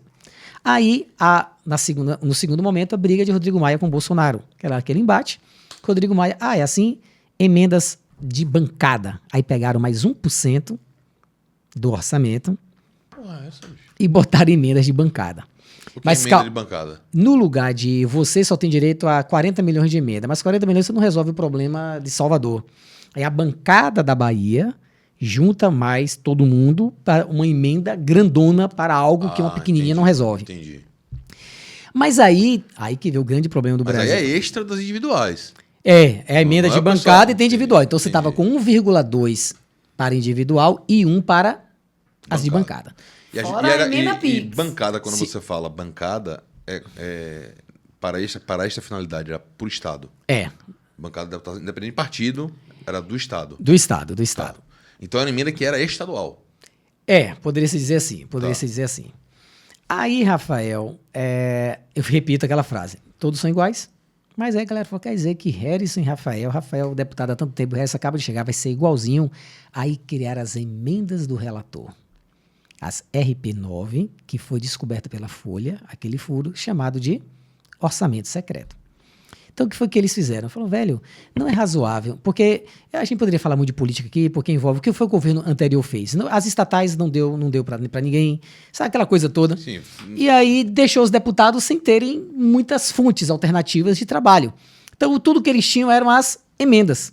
E todas as emendas eram iguais. Bem, o que é que vai nos tornar diferentes? Aí vieram as emendas do relator. O relator do orçamento passou a ter poder de distribuir bilhões em emendas, distinguindo os deputados entre si. Aí sim que voltou a ter a diferenciação. Agora, peraí, isso foi previsto em que instrumento legal? Na LDO. Mas ninguém viu. Ninguém viu. Tava lá. Entendi. Tava lá. Pendurou e botou lá a emenda de relator e tal, RP9 passou, só viu quando a galera tava gastando, o deputado, como é que eu diria, as emendas, elas são nominadas. Aí, assim, a emenda... Não, mas a galera dentro do governo viu. Não, isso foi alinhado com o governo. Tá. Não, ninguém viu do ponto de vista de transparência e de fiscalização. Isso. O governo faz a seguinte ideia, eu não vou te dar aqui as estatais, não vou te dar os ministérios, não dou nada. Aí a galera falou, rapaz, a gente vai ficar sem nada mesmo, vai ser tratado igual a todo mundo, faça o que vocês querem aí, eu me viro cá. Agora não dou do lado de cá, entendeu? Aí foram as emendas secretas. Aí aquela coisa toda, o Supremo deu uma liminar dizendo que era inconstitucional, mas eles corrigiram, aí permitiu a da ministra... não foi a Carmen Lúcia, a outra? Ellen Grace. Não. Agora a outra... já saiu. Mas foi a Rosa Weber, beleza? Então ela deu a liminar, mas aí o pessoal consertou, mas aí quando chegou no final do ano ficou aquela briga. Se o Congresso continuar com a emenda do relator, enfraquece o executivo que está chegando. Sim, claro. Perfeito? Porque quem tem o poder de liberar emendas era sempre o executivo. Aí o Supremo foi lá e declarou inconstitucional o orçamento secreto. O que foi que fizeram? Aumentaram as emendas individuais de 1,2% para 2%. E aí começou a ter essa classificação, né, das emendas PIX, das emendas que vão direto. Aí agora... Ou seja, 3% da receita corrente líquida é para emendas. 2% para emendas individuais e 1% para emenda de bancada. Aí agora, além disso, a dúvida é, e a gente continua ainda tendo emendas diferenciadas? Sempre vai continuar tendo emendas diferenciadas. Aí vamos lá. Chegou lá, o orçamento está rodando, aí o cara lá no Congresso, o presidente, tem lá, ele sabe que ele tem 2% do orçamento para dividir entre os brodinhos dele lá. Não é isso? Nas emendas, individuais. Tá falando? Nas emendas individuais, Quem determina essa divisão é o presidente da casa. Não, as individuais continuam sendo tecnicamente idênticas. Ela é igual, assim, do ponto de vista que cada um tem o mesmo valor. Então, quando isso é colocado no orçamento, já se sabe que o deputado Joãozinho... 60 milhões para cada 60 deputado. Milhões. Pronto. Vamos lá. Entendido? Como é que esse cara gasta esse dinheiro na prática? Porque sabe por que eu estou lhe perguntando isso? Porque o que a gente vê é que o troco do executivo vem nessa hora. Não. Vem na hora que o cara chega lá e fala, pô, velho, eu tô precisando aqui botar dos meus 60, tô precisando colocar 5 aqui pra fazer não sei o que. Rapaz, mas agora não tá bem lembrado. Antigamente, você só tinha direito a emendas, elas não eram impositivas. As impositivas, o executivo tem de liberar. Perfeito? Certo. Agora, quando liberar, é o fervor da política. É isso que Entendido? eu tô falando. Então vai ter uma votação agora da segunda etapa da reforma tributária. Ninguém recebeu emenda nenhuma. Mas ele tem que liberar em algum momento. Até o final do ano ele tem que liberar. Sim. Aí ele aproveita os momentos políticos para liberar para um ou para outro, entendido? Mas além das emendas obrigatórias, tem as outras emendas que são emendas que existem por aí. Se você, por exemplo, é da base, você não vai ter direito só às obrigatórias. Você vai ter direito a mais emendas que as obrigatórias. Se permitem mais emendas Permitem. do que as obrigatórias. Porque todo deputado pode fazer emenda que será o quê? Será vetada, será aceita, não será aceita. Então aí é do jogo da política. Mas as obrigatórias, elas serviram para dar um certo poder maior legislativo, que acabou assenhorando-se do orçamento ultimamente. Aí vamos, eu tô entendendo. Aí tem assim, obrigatório tem lá 2 mais 1, né? Perfeito. Pronto. Mas aí chega lá, por exemplo, um deputado que é da base governista. Fala, eu quero fazer uma emenda. Eu quero botar televisão nas escolas. Isso vai custar 50 milhões. Isso vai estar dentro do orçamento, sujeito à votação no próprio orçamento. No orçamento, toda emenda vai para a comissão mista do orçamento. Para votar ou não. Para votar ou não. Ele vai ter que primeiro aprovar essa emenda entre os pares e ele vai ter que não ser vetado pelo presidente quando a lei chegar lá em cima. Bem, a emenda impositiva... Não, na emenda sem ser impositiva. Não, essa aí pode ser vetada a qualquer momento. Então, essa aí não é da base, não tem emenda extra. Antes da emenda impositiva, só tinha emenda quem era da base. Aí gerou esse desconforto. Quando Eduardo Cunha brigou com Dilma, Eduardo Cunha não lhe deu mais nada. Eduardo, vou criar então um recurso que eu tenho direito, mesmo a contragosto, porque a Constituição é promulgada por a gente. A gente faz emenda, não depende da sanção do presidente. Então foi isso que aconteceu. Então todos os deputados hoje são nivelados com emendas impositivas iguais. Mas alguns deputados conseguem as estatais, conseguem ministérios, aí começa o jogo todo da política. E além disso, ainda consegue liberação de emendas. Então, ontem eu li a matéria na CNN sobre as emendas chamadas RP5, que são as novas emendas de relator, fazendo o mesmo papel de distribuir um pouco diferente o que já aconteceu em outros tempos. Mas o STF já não disse que é RDB... RP9. Mas agora não é 9, agora é 5. 5, agora é 5. E tem que lembrar o seguinte, quando o STF declarou isso, era porque não havia a entendida transparência para identificar. Não é que ela seja ilegal, entre aspas. É que não foi transparente. Tipo assim, você... A norma Jabuti. Ninguém sabia para onde ir o dinheiro, a verdade é essa. E a gente também não sabia quem era o mais beneficiado. Ninguém quer sair numa manchete, é o deputado que mais recebeu emenda. Isso pega mal. Então, eles recebiam as emendas sem dizer quem eram os beneficiados dela. Ao STF, não. Transparência total. Não pode ser assim. Então, agora a RP5 é uma nova modalidade. Por certo, eles devem ter mais transparência do que na RP9. Cenas do próximo capítulo. Isso já foi um furo de reportagem, isso ainda será analisado. Emenda impositiva sofre contingenciamento? Boa, no mesmo limite do contingenciamento das demais despesas. Tem um artigo certinho. Parece que Rafael estudou tudo, viu? Tem um artigo... Não, eu vou ficando curioso. Tem um artigo certinho. Se o presidente soltar um decreto limitando em 4%, em 5%, as emendas na proporção sofrerão contingenciamento. Tá. Eu tô falando porque, se o cara chegou o primeiro bimestre, frustrou, vou precisar contingenciar tudo menos a emenda. Aí também já é demais, né, velho? Não, tem. O que não sofre contingenciamento são os duodécimos de outros órgãos e poderes. Esse é um grande problema. São duodécimos? Os valores fixos repassados para Judiciário, Legislativo, Tribunal de Contas, Ministério Público, Defensoria Pública. Esses daí pode ter a crise que for, o Supremo disse que não pode sofrer. Até porque, de fato, é a previsão orçamentária desses próprios órgãos, né? Mas é a previsão, mas qual é o detalhe? Eles ficam alheios a qualquer crise financeira. Só o executivo sente crise, entendeu? Então, esse é um problema na balança. Mas o outro é que se você pudesse contingenciar também, você teria uma briga republicana entre esses órgãos aí. Mas o detalhe todo eu entendo. Eu acho que a proteção é mais nesse sentido, né? É mais nesse sentido. Mas o detalhe é isso, o detalhe é que são órgãos alheios à realidade financeira, entendido? Se porventura... É um absurdo também, porque o pessoal fica lá como se nada tivesse acontecendo. Mas não é essa a ideia da imparcialidade? Não. Você é inatingível. Não, mas veja, uma coisa é uma coisa, outra coisa é outra coisa, né? Você chega lá e o cara fala assim, toda administração pública vai sofrer com o contingenciamento de XYZ, inclusive serviços que são para a população. Mas o orçamento do Ministério Público, eu não posso contingenciar em nada. Eu entendo a eventual chateação com isso. Faz sentido. Meu amigo, em tempos de apertar o cinto, todo mundo aperta o cinto. A lei diz que eles deverão apertar, entendeu? Mas o executivo não pode apertar por eles. Sim, mas o detalhe é isso. Se ele apertar, vai sobrar. Se ele vai devolver. Não, mas veio lembrado. Se terminar sobrar, tem que devolver? Veio a emenda mandando devolver. Mas isso são temas mais difíceis de serem tratados. Espinhosos também, né? São muito espinhosos. Mas quando começou a sobrar dinheiro, vamos gastar. Vamos gastar para não devolver. É porque tem algumas coisas que são muito... Algumas coisas que eu já tive algum nível de contato na prática, digamos assim, você vê que existem regras que são para demonstrar de fato o limite. Tem um determinado ponto que não dá para você ultrapassar nessa garrinha de poderes, porque senão a zorra cai. Essa regra do 10º, acho que é uma delas. Porque a gente está falando aqui da União, mas para pensar no município. O prefeito fica lá puto com a Câmara de Vereadores e fala, não, então esse mês não tem dinheiro para ninguém. Vou segurar seu dinheiro aqui. E aí? Aí não paga o salário do vereador, não paga a luz, não paga não sei o quê, entendeu? É um tema muito tem alguma... Não, tem até essa razão, que é a autonomia e a independência, porque todos os poderes são autônomos, independentes, e a independência é também política, né? A autonomia econômica. Então, se ficasse ao cargo do executivo essa limitação, poderia gerar esse problema. O detalhe é que talvez, um mínimo pudesse ser refletido. Não nas despesas obrigatórias dos outros órgãos e poderes, mas em algumas outras, entendeu? Um mínimo poderia... Porque a gente teve um caso do Rio de Janeiro mesmo, que teve uma queda de receita abrupta, tipo assim, de 20%, uma coisa... Sim.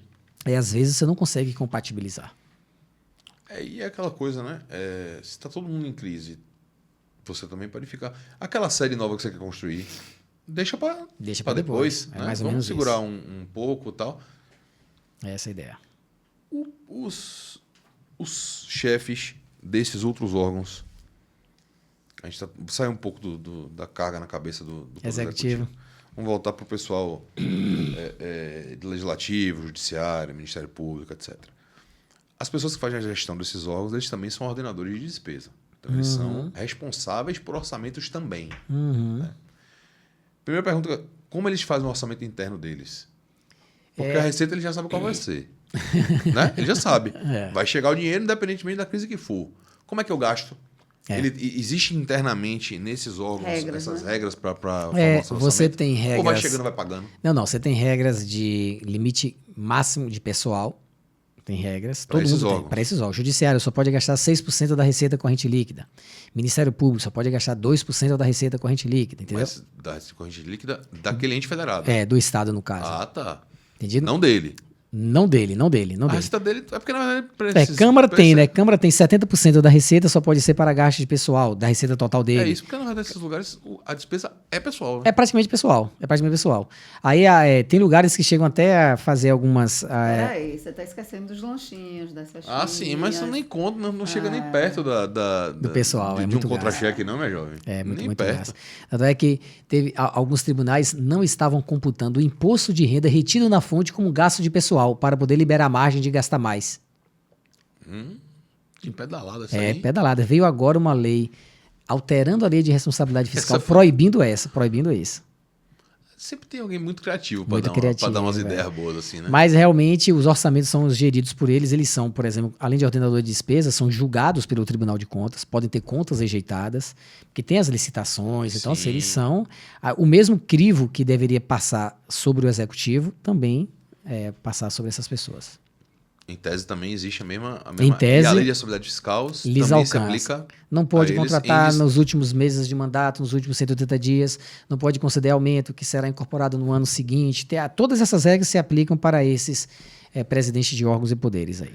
Harry, sabe uma coisa que eu percebi? Assim, não sei se a gente tem mais esse movimento, mas a gente passou muito por um movimento pretérito dos municípios se organizando internamente através da administração indireta, das autarquias, né? Era como forma também de flexibilizar o orçamento de ter autonomia orçamentária interna ou não? A pergunta é boa. Uma autarquia, ela acaba tendo possibilidade de ser mais limpa enquanto CNPJ do que o município para alguns convênios, para receber algumas coisas, mas ela sofre igualzinha fiscalização do Tribunal de Contas, dos órgãos de controle. Onde tem o dinheiro público follow the money, né? Onde vai um dinheiro público, a persecução, eu diria, de todos os âmbitos, né? Tribunal de Contas e outras, lhe alcança. Então, a finalidade dessa descentralização é muito mais de organização mesmo, tá bom? Mas ela é custosa, né? Porque você cria estrutura, você cria uma nova prestação de contas, você cria... Salvador o município de Salvador passou por um período muito disso, né? E é complicado porque um negócio desse daqui, se ela recebe convênio, não presta contas, isso contamina o CNPJ do município. E aí tem uma teoria, né? Que é a teoria da insindicabilidade das multas e das penalidades, no sentido, eu vou lembrar o nome, que em regra não poderia, porque uma autarquia fez uma coisa errada, meu CNPJ também fica manchado. Sim. Intransmissibilidade das sanções, alguma coisa assim. Mas é certo que tem que ser muito bem pensado, porque é um custo muito grande que você está criando. Salvador ficou... Acho que foi durante o primeiro governo de ACM Neto que Exatamente. Ele fez a limpeza do CNPJ. Né? Porque era... Demais. Não fazia convênio, não podia. Porque toda a contaminação de um aqui pega no principal, entendeu? Você vai tirar aquele relatório de verificação fiscal da Receita Federal, dá 30 páginas. Colégio tal não enviou isso, porque até as unidades escolares também têm CNPJs. Onde tem qualquer não entrega de DCTF, não fez isso, aquilo ali contamina tudo. Então, realmente é um caos. É um caos. Rapaz, tem uma parte do Estado que a gente não enxerga, né? Não tem noção. Uma burocracia muito gigante grande, que a gente não tem noção, mas né? tem que ser, né? Mas acho que até quem está dentro do Estado também não enxerga. Muita gente... o negócio é muito grande, né? Muito Você grande, tem uma estrutura com... Essas coisas são básicas, né? Só a União tinha 28 mil cargos de confiança. Imagina você botar gente, tudo isso para poder gerir esse país. Quem te botou aqui? Você está fazendo o quê aqui? Mas veja, quando... Você é funcionário? Mas veja, quando Tem um cargo de quê? Quando o governo Bolsonaro entrou, teve uma dificuldade terrível de poder substituir as pessoas, porque, obviamente, existia uma substituição por ideologia. Uhum. Né? Qualquer pessoa que tivesse trabalhado com petistas, eles queriam tirar. Era uma dificuldade, que era muita coisa para ver. Aqui na Bahia, eu nunca me esqueço, quando entrou logo o Jacques Wagner, para você realocar todos os cargos que existiam, meu Deus do céu, uma dificuldade. E o pior não é isso, que o executivo paga pouco. Paga muito pouco o executivo. É verdade. Então, para você conseguir cargos técnicos de qualidade, não é fácil. Não é Rapaz, fácil. não é não. Não é não. Hoje em dia, tem que ter essa criatividade remuneratória aí, né? De conselho, não sei o quê, porque senão... Para atrair gigantes... Pessoas Você viu o caso de Zema? Zema ganhava menos de 10 mil reais como governador. Okay. Imagine um negócio desse. Entendeu? Imagine, o dele é o teto do executivo para secretários para os outros. Como é que você vai atrair um secretário que vai abrir mão da sua vida para ser secretário de educação de um estado para ganhar 10 mil reais? Aí nem o mais abnegado dos abnegados, né? Porque Entendido? Tudo tem limite, né? Tudo tem limite. Eu queria só... A gente já está caminhando para um bom tempo aqui, viu? Mas eu ainda quero falar muita coisa. Então eu vou alugar você mais um tempinho. Eu entendi muito do que você trouxe para Água? Isso, muito obrigada. Para a conversa até agora em questões práticas. Estou bem satisfeito porque eu estou conseguindo enxergar bastante algumas questões. Estou vendo alguma coisa ali meio que funcionando, né? Mas tem uma... Aí a gente vai ouvindo as coisas do senso comum, eu não tenho... Desculpe, como não trazer aqui. Onde é que entra nessa novela inteira que a gente está falando aqui, orçamento participativo? Quando fala assim, lugar tal, município tal tem um orçamento participativo, isso quer dizer o quê? Rapaz, isso surgiu lá no Rio Grande do Sul. A ideia é de que se o orçamento é para o povo, né, o dinheiro é do povo, o povo deverá ser ouvido na hora da sua elaboração. Então foi a ideia de promover audiências públicas dizendo, olha, você é do bairro Liberdade, o que é que você gostaria que fosse feito aqui pelo seu bairro, pelo município? Então uma ideia de você ir nos bairros, nas escolas e levar para o povo a possibilidade de eles opinarem com os gastos públicos. Não é vinculativo, ninguém é obrigado a cumprir, mas pelo menos tem que ouvir. Sempre rapidinho. Você ouve para dizer assim, eu vou te ouvir. Mas só ouvir. Na verdade, veio o Estatuto da Cidade, tornou isso obrigatório. A lei de responsabilidade fiscal foi alterada depois, tornando isso obrigatório, de modo que todo relatório do Tribunal de Contas sobre as contas de um prefeito, ele procura saber, houve as audiências públicas, então todo prefeito tem que mostrar a comprovação de que notificou, que fez audiência pública. Então, assim, hoje, infelizmente, virou muito mais formal. As pessoas... História da carochinha. Sim, só para dizer que teve, né? Tem, é obrigatório, é obrigatório, mas, infelizmente, nós, do povo, nós, o povo, quer dizer, a gente não participa muito dessas reuniões. A gente não se preocupa muito com as coisas públicas. Eu até gosto de brincar com o aluno, dando um ponto para quem for numa sessão da Câmara de Vereadores assistir na data da análise do orçamento, a discussão sobre esses temas, entendeu? Porque a gente não participa muito dessas coisas. A gente acha que isso é coisa de político, de quem é filiado partidário, e ao final e ao cabo, quem vai são apenas pessoas que são filiadas a alguma coisa. Então, você falou, então, o orçamento participativo ele não é vinculativo. Não é vinculativo. Então ele tem um caráter de mera consulta. Mera consulta, perfeito. Ou seja, que no Brasil acaba sendo igual a nada. É mais ou menos isso. O orçamento, quando está no momento dessa votação no Congresso Nacional, nas Assembleias Legislativas, nas câmaras municipais, estou falando aqui da sua experiência. O pessoal debate mesmo isso? Porque a impressão que eu tenho é que vem do Executivo e concorda ou não concorda. É um sim ou não. Você tem, na verdade, uma comissão mista do orçamento permanente, certo? Essa comissão é formada por 10 senadores e 30 deputados. Tá. E aí, como você é direito eleitoral também, sabe que tem que ter aquela proporcionalidade partidária.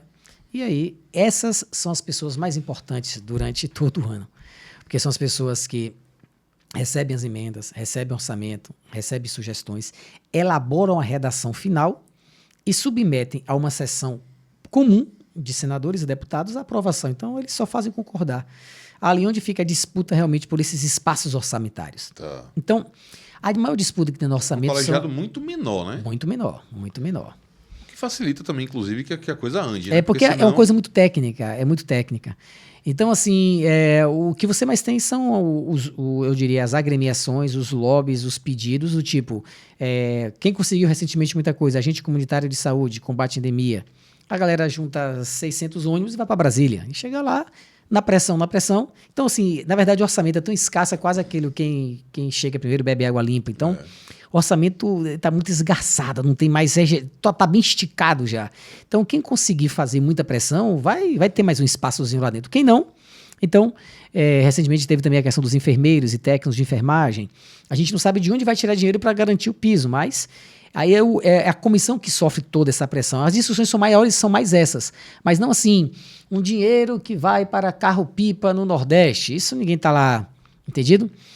Não passa a discussão, não chega nesse pormenor, não chega nesse pormenor. Chega no programa, por exemplo. Programa de abastecimento de água para o caminhão-pipa no Nordeste. Aí macro... E aí tem outras coisas às vezes, porque toda vez que você quer criar uma emenda que não seja impositiva, uma outra emenda, você tem que anular uma outra dotação, tem que dizer de onde vai tirar o dinheiro.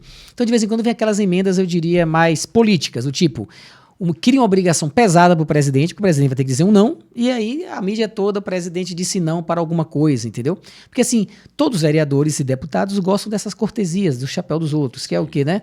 A emenda de todo deputado seria o quê? Garantir passe estudantil para todo mundo, não é isso? Hipoteticamente. Sim. Mas, isso tem um custo. Então, às vezes você cria algumas emendas que são indigestas, porque você tem que dizer lá a origem do orçamento e você não consegue anular nenhum outro. Aí você quer, às vezes, transferir responsabilidade para outro daquilo que não foi realizado. Por isso que é muito difícil o orçamento, mas não chega num nível máximo. Hoje, infelizmente, as emendas individuais, de um certo modo, podem ter cegado algumas discussões profundas sobre o planejamento do nosso Brasil. De modo que dê-me as minhas emendas e eu não me preocupo muito com as outras coisas. Dou-te os votos que você precisar. E aí isso dificulta um pouco, porque é um país, a gente não consegue enxergar. O PPA, que deveria ser enviado em 31 de agosto, a gente não tem nem noção do PPA, o que é que virá. Entendido? Porque não está tendo tempo nem para planejar o Brasil do ano que vem. Só o fato de ser de 4 anos já é terrível, né? Não é? Para você pensar assim, o que é que nos move daqui a 4 anos? Onde é que a gente quer chegar? As emendas, elas capturaram tanto o orçamento que todo mundo só preocupa com a emenda de hoje até o final do ano, porque no ano que vem renovam. Então, assim, infelizmente, o Brasil ele ficou curto-prazista demais.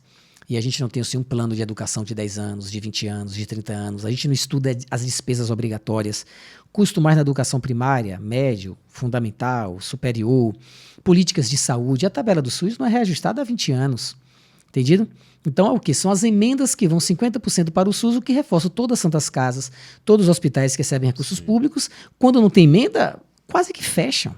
Entendido? É porque a gente está falando da emenda como talvez um pouco bicho-papão, um problema dentro do orçamento. Mas eles resolvem outros problemas na ponta também, né?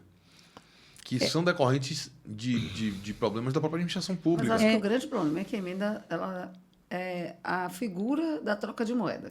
Eu não acho nem isso. Eu acho que é a pessoalidade da escolha para onde vai o dinheiro. Isso é que é uma merda. Sim. E isso fragmenta o quê? O princípio da programação. Porque como é que você quer programar o Brasil? Para você fazer um grande investimento, você tem que gastar 80 bilhões. Não tem nada com isso, porque 80 bilhões foram pulverizados em tantas e tantas emendinhas pequenininhas, e isso não é programação. Então, de um certo modo, não existe assim a ideia de um planejamento macro no orçamento. Existem micro-orçamentos geridos.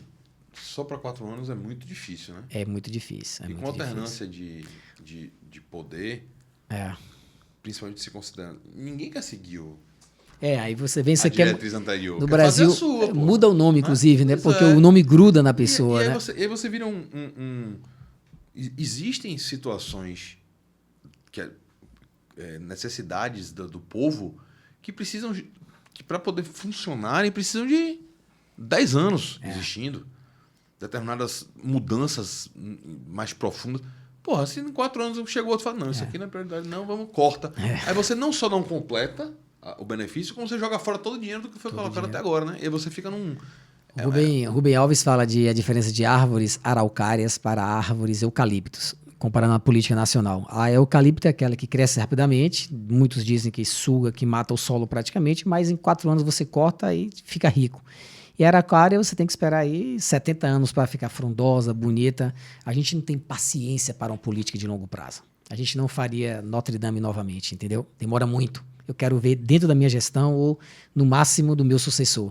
E isso impede que políticas que reduzam a analfabetização, a questão de saneamento básico, dos lixões e de saúde, que isso se resolva. Porque em 4 anos não tem prioridade que se resolva nada em 4 anos no nosso Brasil. Até porque você tem que ter determinadas prioridades que vão circulando, né? Ó, resolvemos isso aqui, resolvemos. Agora vamos para aquela outra prioridade. Você vai... Por isso que planejamento, Rafael, é uma coisa assim gostosa demais, entendeu? Porque orçamento você... Vem cá, o que foi que ele falou sobre direito financeiro que ele não gosta?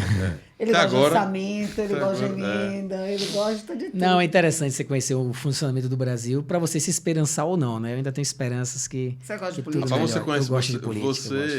Eu gosto de política. Você conhecendo tanto, você ainda tá esperançado?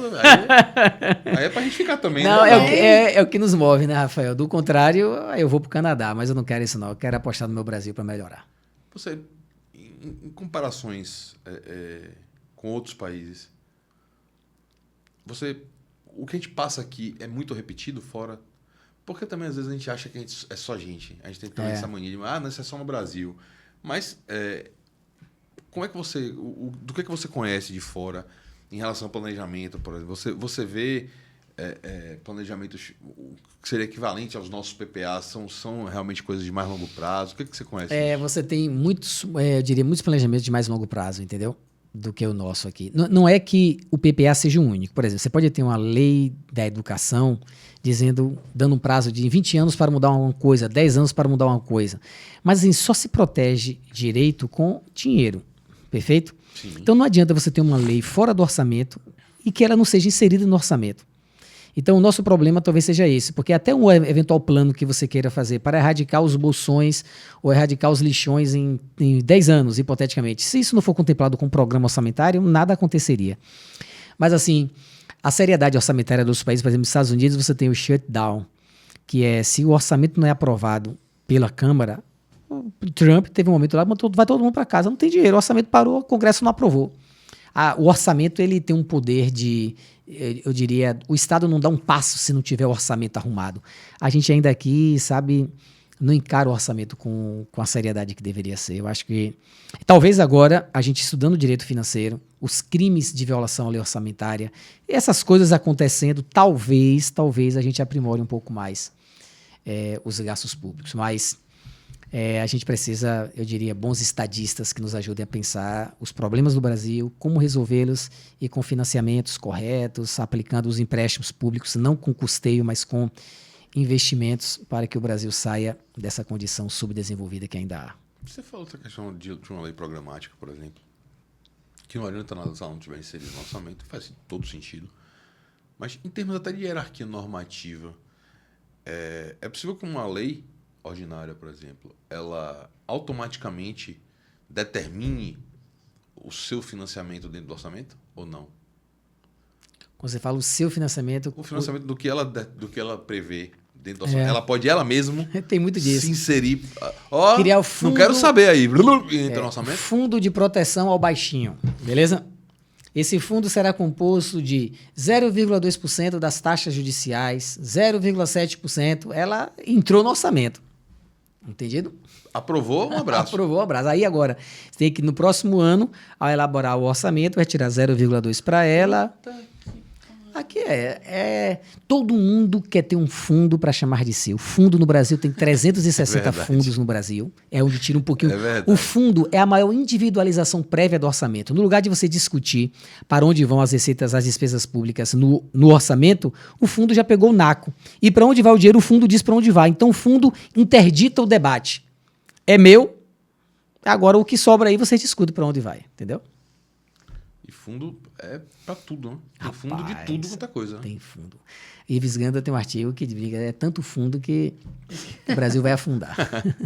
Não, mas dentro dessa perspectiva, como é que as pessoas conseguem... Agora é uma questão meramente prática mesmo. Como é que as pessoas conseguem sistematizar um negócio desse, bicho? É difícil. Porque hoje o cara aprova uma lei aqui agora, hoje. Eu estou aqui colocando, não é fundo por baixinho, vou estar com uma coisa bem concreta. Estou determinando que no próximo ano todos os municípios deverão ser contemplados com 2 ônibus escolares. E isso será obrigatoriamente previsto no orçamento competente. Está lá. É lei. O cara, quando for fazer o orçamento do ano que vem, tem que lembrar que essa lei existe, né? Tem que lembrar que essa lei existe. Porque, assim, não lembrar. Porque essa é a grande dúvida. O orçamento ele não é uma lei autoexecutável que veicula direito subjetivo. Porque o orçamento sempre teve a ideia de que ele é uma lei meramente autorizativa. Não. Sempre teve essa ideia. Não, mas não é, né? Não, está deixando de ser agora. Por conta das emendas impositivas e por conta de um artigo que tem na Constituição que diz que o Executivo tem um dever de cumprir as obrigações orçamentárias. Mas até então, se lá no orçamento tem 300 mil para uma creche, e eu sou o maior interessado com aquela reforma da creche. Se eu entrasse na Justiça, excelentíssimo senhor doutor juiz, eu por meu modesto solicitar que a lei 10.020, no artigo 3º que fala de 10 mil para creche, 300 mil para creche, seja executada. O juiz iria dizer, amigo, essa lei aqui, ela autoriza o executivo a gastar 300 com a creche, mas não o obriga a gastar. Era esse o entendimento do orçamento até então. Está sendo modificado recentemente. Mas uma outra lei que não seja orçamentária, que obrigue o ônibus, ela vincula muito mais do que o próprio orçamento. Pois é, que maluquice é essa? Para você ver. Eu até divido no meu material, eu divido leis pré-orçamentárias. Todos os direitos pré-orçamentários, o orçamento é autorizativo quanto a eles. Agora, os direitos que surgem no orçamento, esses dependem, é uma mera autorização para gasto. Porra, mas isso, de fato, fragiliza, né? Por isso que vieram as emendas impositivas. Porque vamos imaginar que nós 3 deputados, cada um fez uma emenda. E a minha emenda foi para dar notebook, a sua televisão e a sua mesa para as escolas. Todo mundo tem emenda já aprovada, a comissão aceitou, virou lei, executivo sancionou. Aí no dia a dia eu falava, executivo, e o computador vai comprar que dia? Eu tenho emenda lá de 1 milhão. O cara fala, rapaz, você não está andando muito comigo, não vou dar... E não liberava. Aí, só libera de uns e não de outros. Aí vieram as emendas impositivas. Nivelou todo mundo. Por isso que ele se tornou impositivo num ponto. No restante ainda continuaria autorizativo. Cumpre se quiser. É essa virada hermenêutica que está acontecendo agora. E os limites, os percentuais de gastos obrigatórios constitucionalmente previstos, esses, se for muito dinheiro, faz o quê? Rapaz, esse é o grande problema. O Brasil gasta proporcionalmente no PIB mais em educação do que os países de primeiro mundo. Proporcionalmente ao PIB. Porque a Constituição obriga a gastar 25%. só briga quantidade. Não se importa muito com a qualidade. A gente tem mérito para receber, mas não tem produtividade para continuar recebendo. A gente ganha pelo que fez no passado, não pelo que faz no presente. Sim. E isso nos torna um país que investe muito em educação sem nenhum controle de qualidade. Eu falei sem nenhum controle de um modo muito pesado. Sim. Tem as provas, tem tal, mas assim... Não evolui, né? Não evolui. Não evolui. Então, a mesma coisa com a saúde, 15%, mas também sem análise nenhuma de qualidade. Então, os índices serviram para criar um microsistema mínimo de proteção constitucional, mas que não atendem qualidade de gastos. Porque o prefeito, se hoje na prefeitura, tiver uma super receita que entrou, é só você imaginar a receita da repatriação que todos os municípios receberam, estados. Sim. Se entrar hoje, o prefeito fica com a mão na cabeça e fala, meu Deus, o que é que eu vou fazer com a educação? Dá um 14º, dá um 15º, compra um notebook para todo mundo, sabe? Tem que gastar, desapropria ali um terreno para poder gastar 1 milhão e gastou, pronto. Cumpri o índice, minhas contas não serão rejeitadas. Isso aconteceu na pandemia. A pandemia parou transporte, parou merenda, parou professor de ir para a sala, parou deslocamento e tinha que bater os 25. 2 anos depois foi aprovada uma emenda dizendo prefeito que não cumpriu os 25 não comete improbidade. Mas o cara, daquela época ali, todo mundo tinha dúvida. Lógico. Aí todo mundo se desesperou, né? gastou, mas assim, vou gastar com o quê? Trocar a lâmpada por LED, então bora gastar com a educação. É isso. É um absurdo isso. E aí você... Mas é o que ele fala, a falta de programa, né? A longo prazo. Mas perceba, os limites mínimos são uma previsão constitucional. E que eu imagino que quando foram feitas com a maior boa-fé do mundo. Do mundo, não tenha dúvida. Mas, no final das contas, mesmo coisas feitas com a maior boa-fé do mundo, dão errado, velho. É. Não dão? Não, porque não é só a intenção, né, que deve ser analisada. E aí você tem que chegar e falar, velho, não, 25% do orçamento é demais. Não, você pode... Você não está investindo. Velho, eu estou falando de valores absolutos, 25% é demais. Não, O que está acontecendo chega lá no final do ano, chegando no final do ano, o dinheiro está sobrando e o cara está tendo que inventar onde vai gastar o dinheiro. Porque a educação, e ao mesmo tempo, está faltando dinheiro para poder tampar um buraco na rua, fazer um saneamento, fazer O cobertor que todo mundo fala que é curto, às vezes em um determinado lugar ele está sobrando. Está sobrando, não tem dúvida. E se você analisar o que eu já falei mais cedo, proporcionalmente o Brasil não gasta pouco na educação, entendeu? Ao PIB, se você comparar. Então, assim, e por que a nossa educação? A gente não ganha nada na educação. A gente está formando quem ultimamente? A educação pública, poucas pessoas, quem coloca o filho na escola pública, você percebe a falta de qualidade que ainda há na básica, né? Então, é muito delicado esse tema. Embora você encontre muitos professores comprometidos e tal, mas se você joga tudo no salário, aí não tem infraestrutura, aí não tem uma televisão para poder passar um programa, aí não tem um tablet, não tem como desenvolver pesquisa, não tem tecnologia, tudo vai para a folha. Recentemente, essas ações milionárias do Fundef e do Fundeb, que quando os municípios receberam dinheiro, não sabiam nem o que fazer. Não sabiam o que fazer. Recebeu uma montanha de dinheiro, obrigatoriamente tinha que usar na educação, porque senão tomava a canetada do Tribunal de Contas, e começou a se ter uma... Eu cheguei a ver consultas, determinados agentes políticos fazendo consultas a Tribunal de Contas, assim, vem cá, eu posso usar dinheiro do Fundef para pagar gasolina? E a resposta, se for do ônibus escolar, sim. Teve um prefeito que criou um programa Caminho da Escola.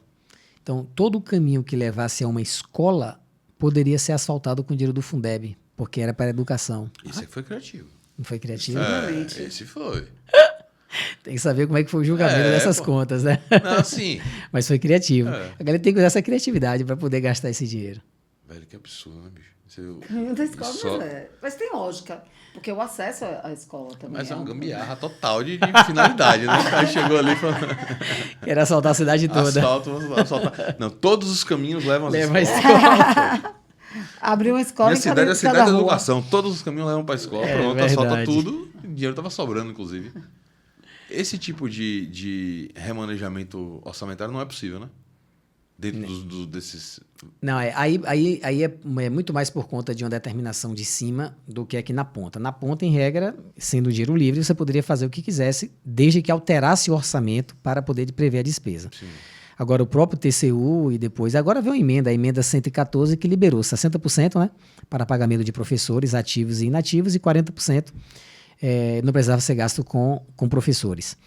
Mas, realmente, é o fenômeno do apagão das canetas. Toda vez que chega um dinheiro novo que você não tem muito precedente, você fala, o que é que vou fazer, rapaz? Porque tudo que você vier a fazer não tem precedente e você pode correr numa improbidade. Então, é muito delicado. Então, muito prefeito hoje está tendo que devolver dinheiro. Tá uma coisa, tá uma loucura isso daí. O nível de conhecimento, quanto mais você vai descendo na pirâmide federativa, obviamente ele vai caindo também. Né? Em termos estatísticos, você vê gestores municipais sofrendo muito mais sanções. Eu não estou falando só prefeito, né? Estou falando toda a ordenadora de despesa. Sofrendo muito mais sanções do que estaduais e esses dos que os federais ou não? Indubitavelmente. Há uma sensação de que a lei de responsabilidade fiscal existe para prefeitos. É uma sensação. Porque eventuais violações em outras esferas não são tão vistas. Até porque você conta de dedos. Você tem um governador e, em Minas Gerais, 800 e tantos prefeitos. Aí pega tantos secretários. Então, assim... Mas, realmente, para prefeito, é uma lei que já tem hoje uma jurisprudência consolidada.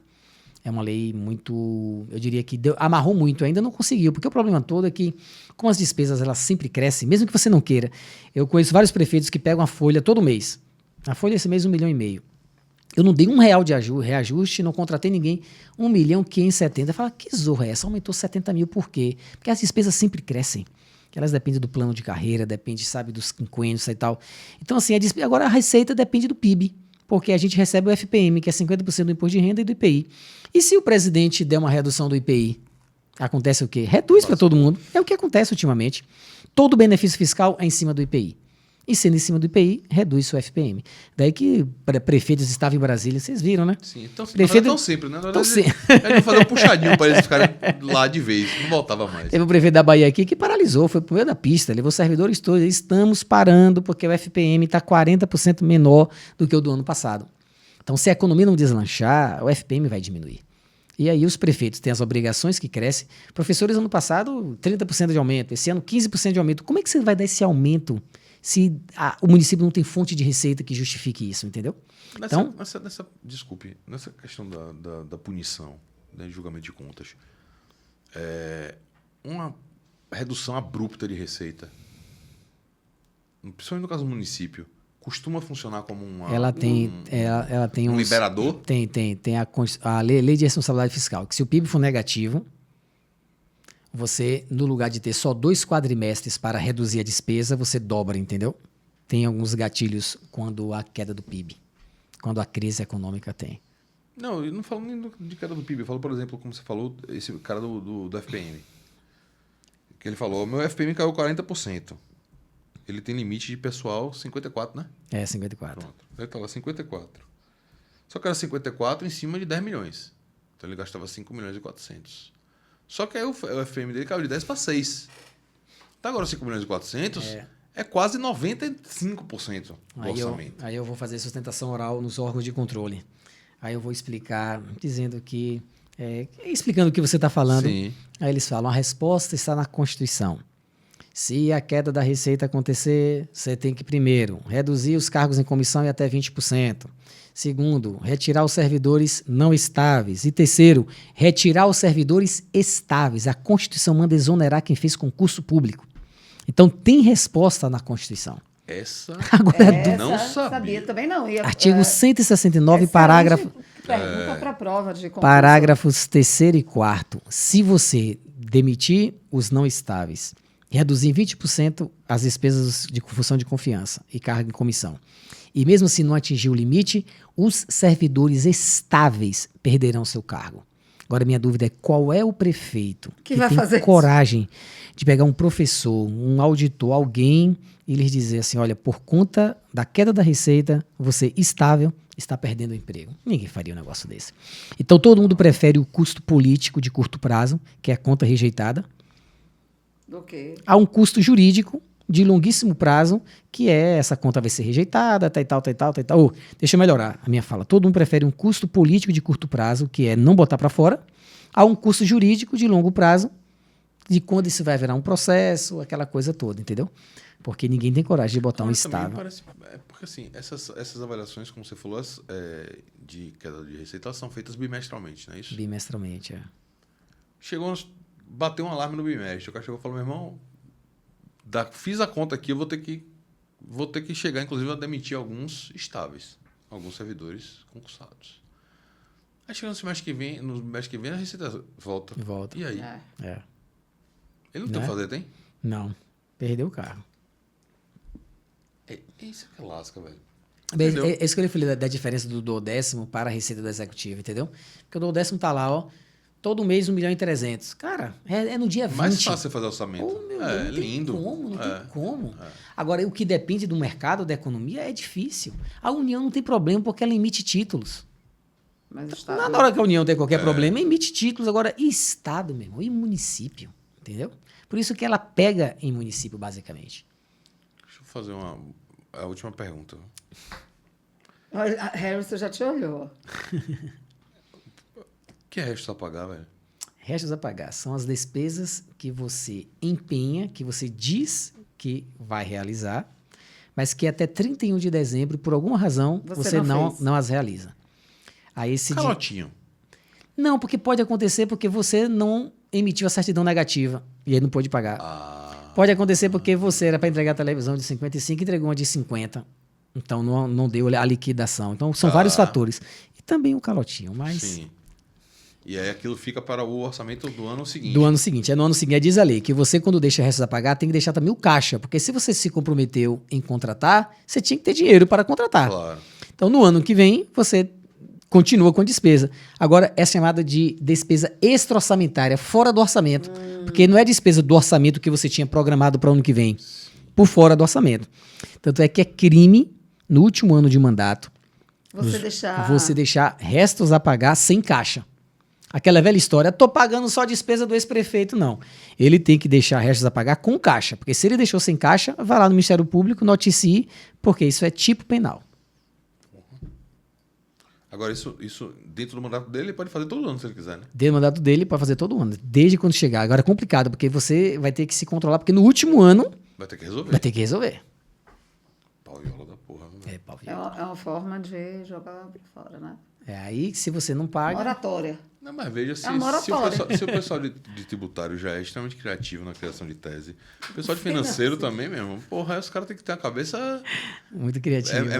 muita ideia para poder circular nesses meios dessas regras aí, né? E aí é bom que tudo se casa, rapaz. Tributário e financeiro um é o dinheiro que entra, você tem que arrecadar, e o outro é a forma correta de gastá-lo. Bom, vamos ficar por aqui. Eu nem falamos de tribunais de contas, que eu gostaria de falar também. Fica para próxima. Mas fica para a próxima oportunidade, porque Harrison já é de casa, velho. Maravilha. Vou falar para agradecer, foi... Sabe o que eu acho mais interessante? Harrison, ele fala de uma tranquilidade, assim, como se estivesse conversando... o custo do pão, sabe? Assim, vamos fazer um orçamento aqui agora. Vamos fazer um LDO aqui. Chega aqui pra gente fazer um LDO. Maravilha. Obrigado. Mas obrigado vocês pelo convite. Trocar umas ideias sobre direito financeiro e tributário me deixa muito feliz. Marcaremos um próximo em breve para complementar o assunto. Beleza, às suas ordens. Obrigadinho, Izzy. Não sei se você vai estar quando ele vier da próxima vez. Mas obrigado por estar aqui hoje. Eu não Foi pretendo massa. faltar mais esse ano, não. Falta só... Vai ficar em restos a pagar algumas faltas. Vou jogar a falta. Galera, obrigado por ficarem com a gente aqui até agora. Eu espero que vocês tenham gostado, tanto quanto eu gostei. Foi massa demais.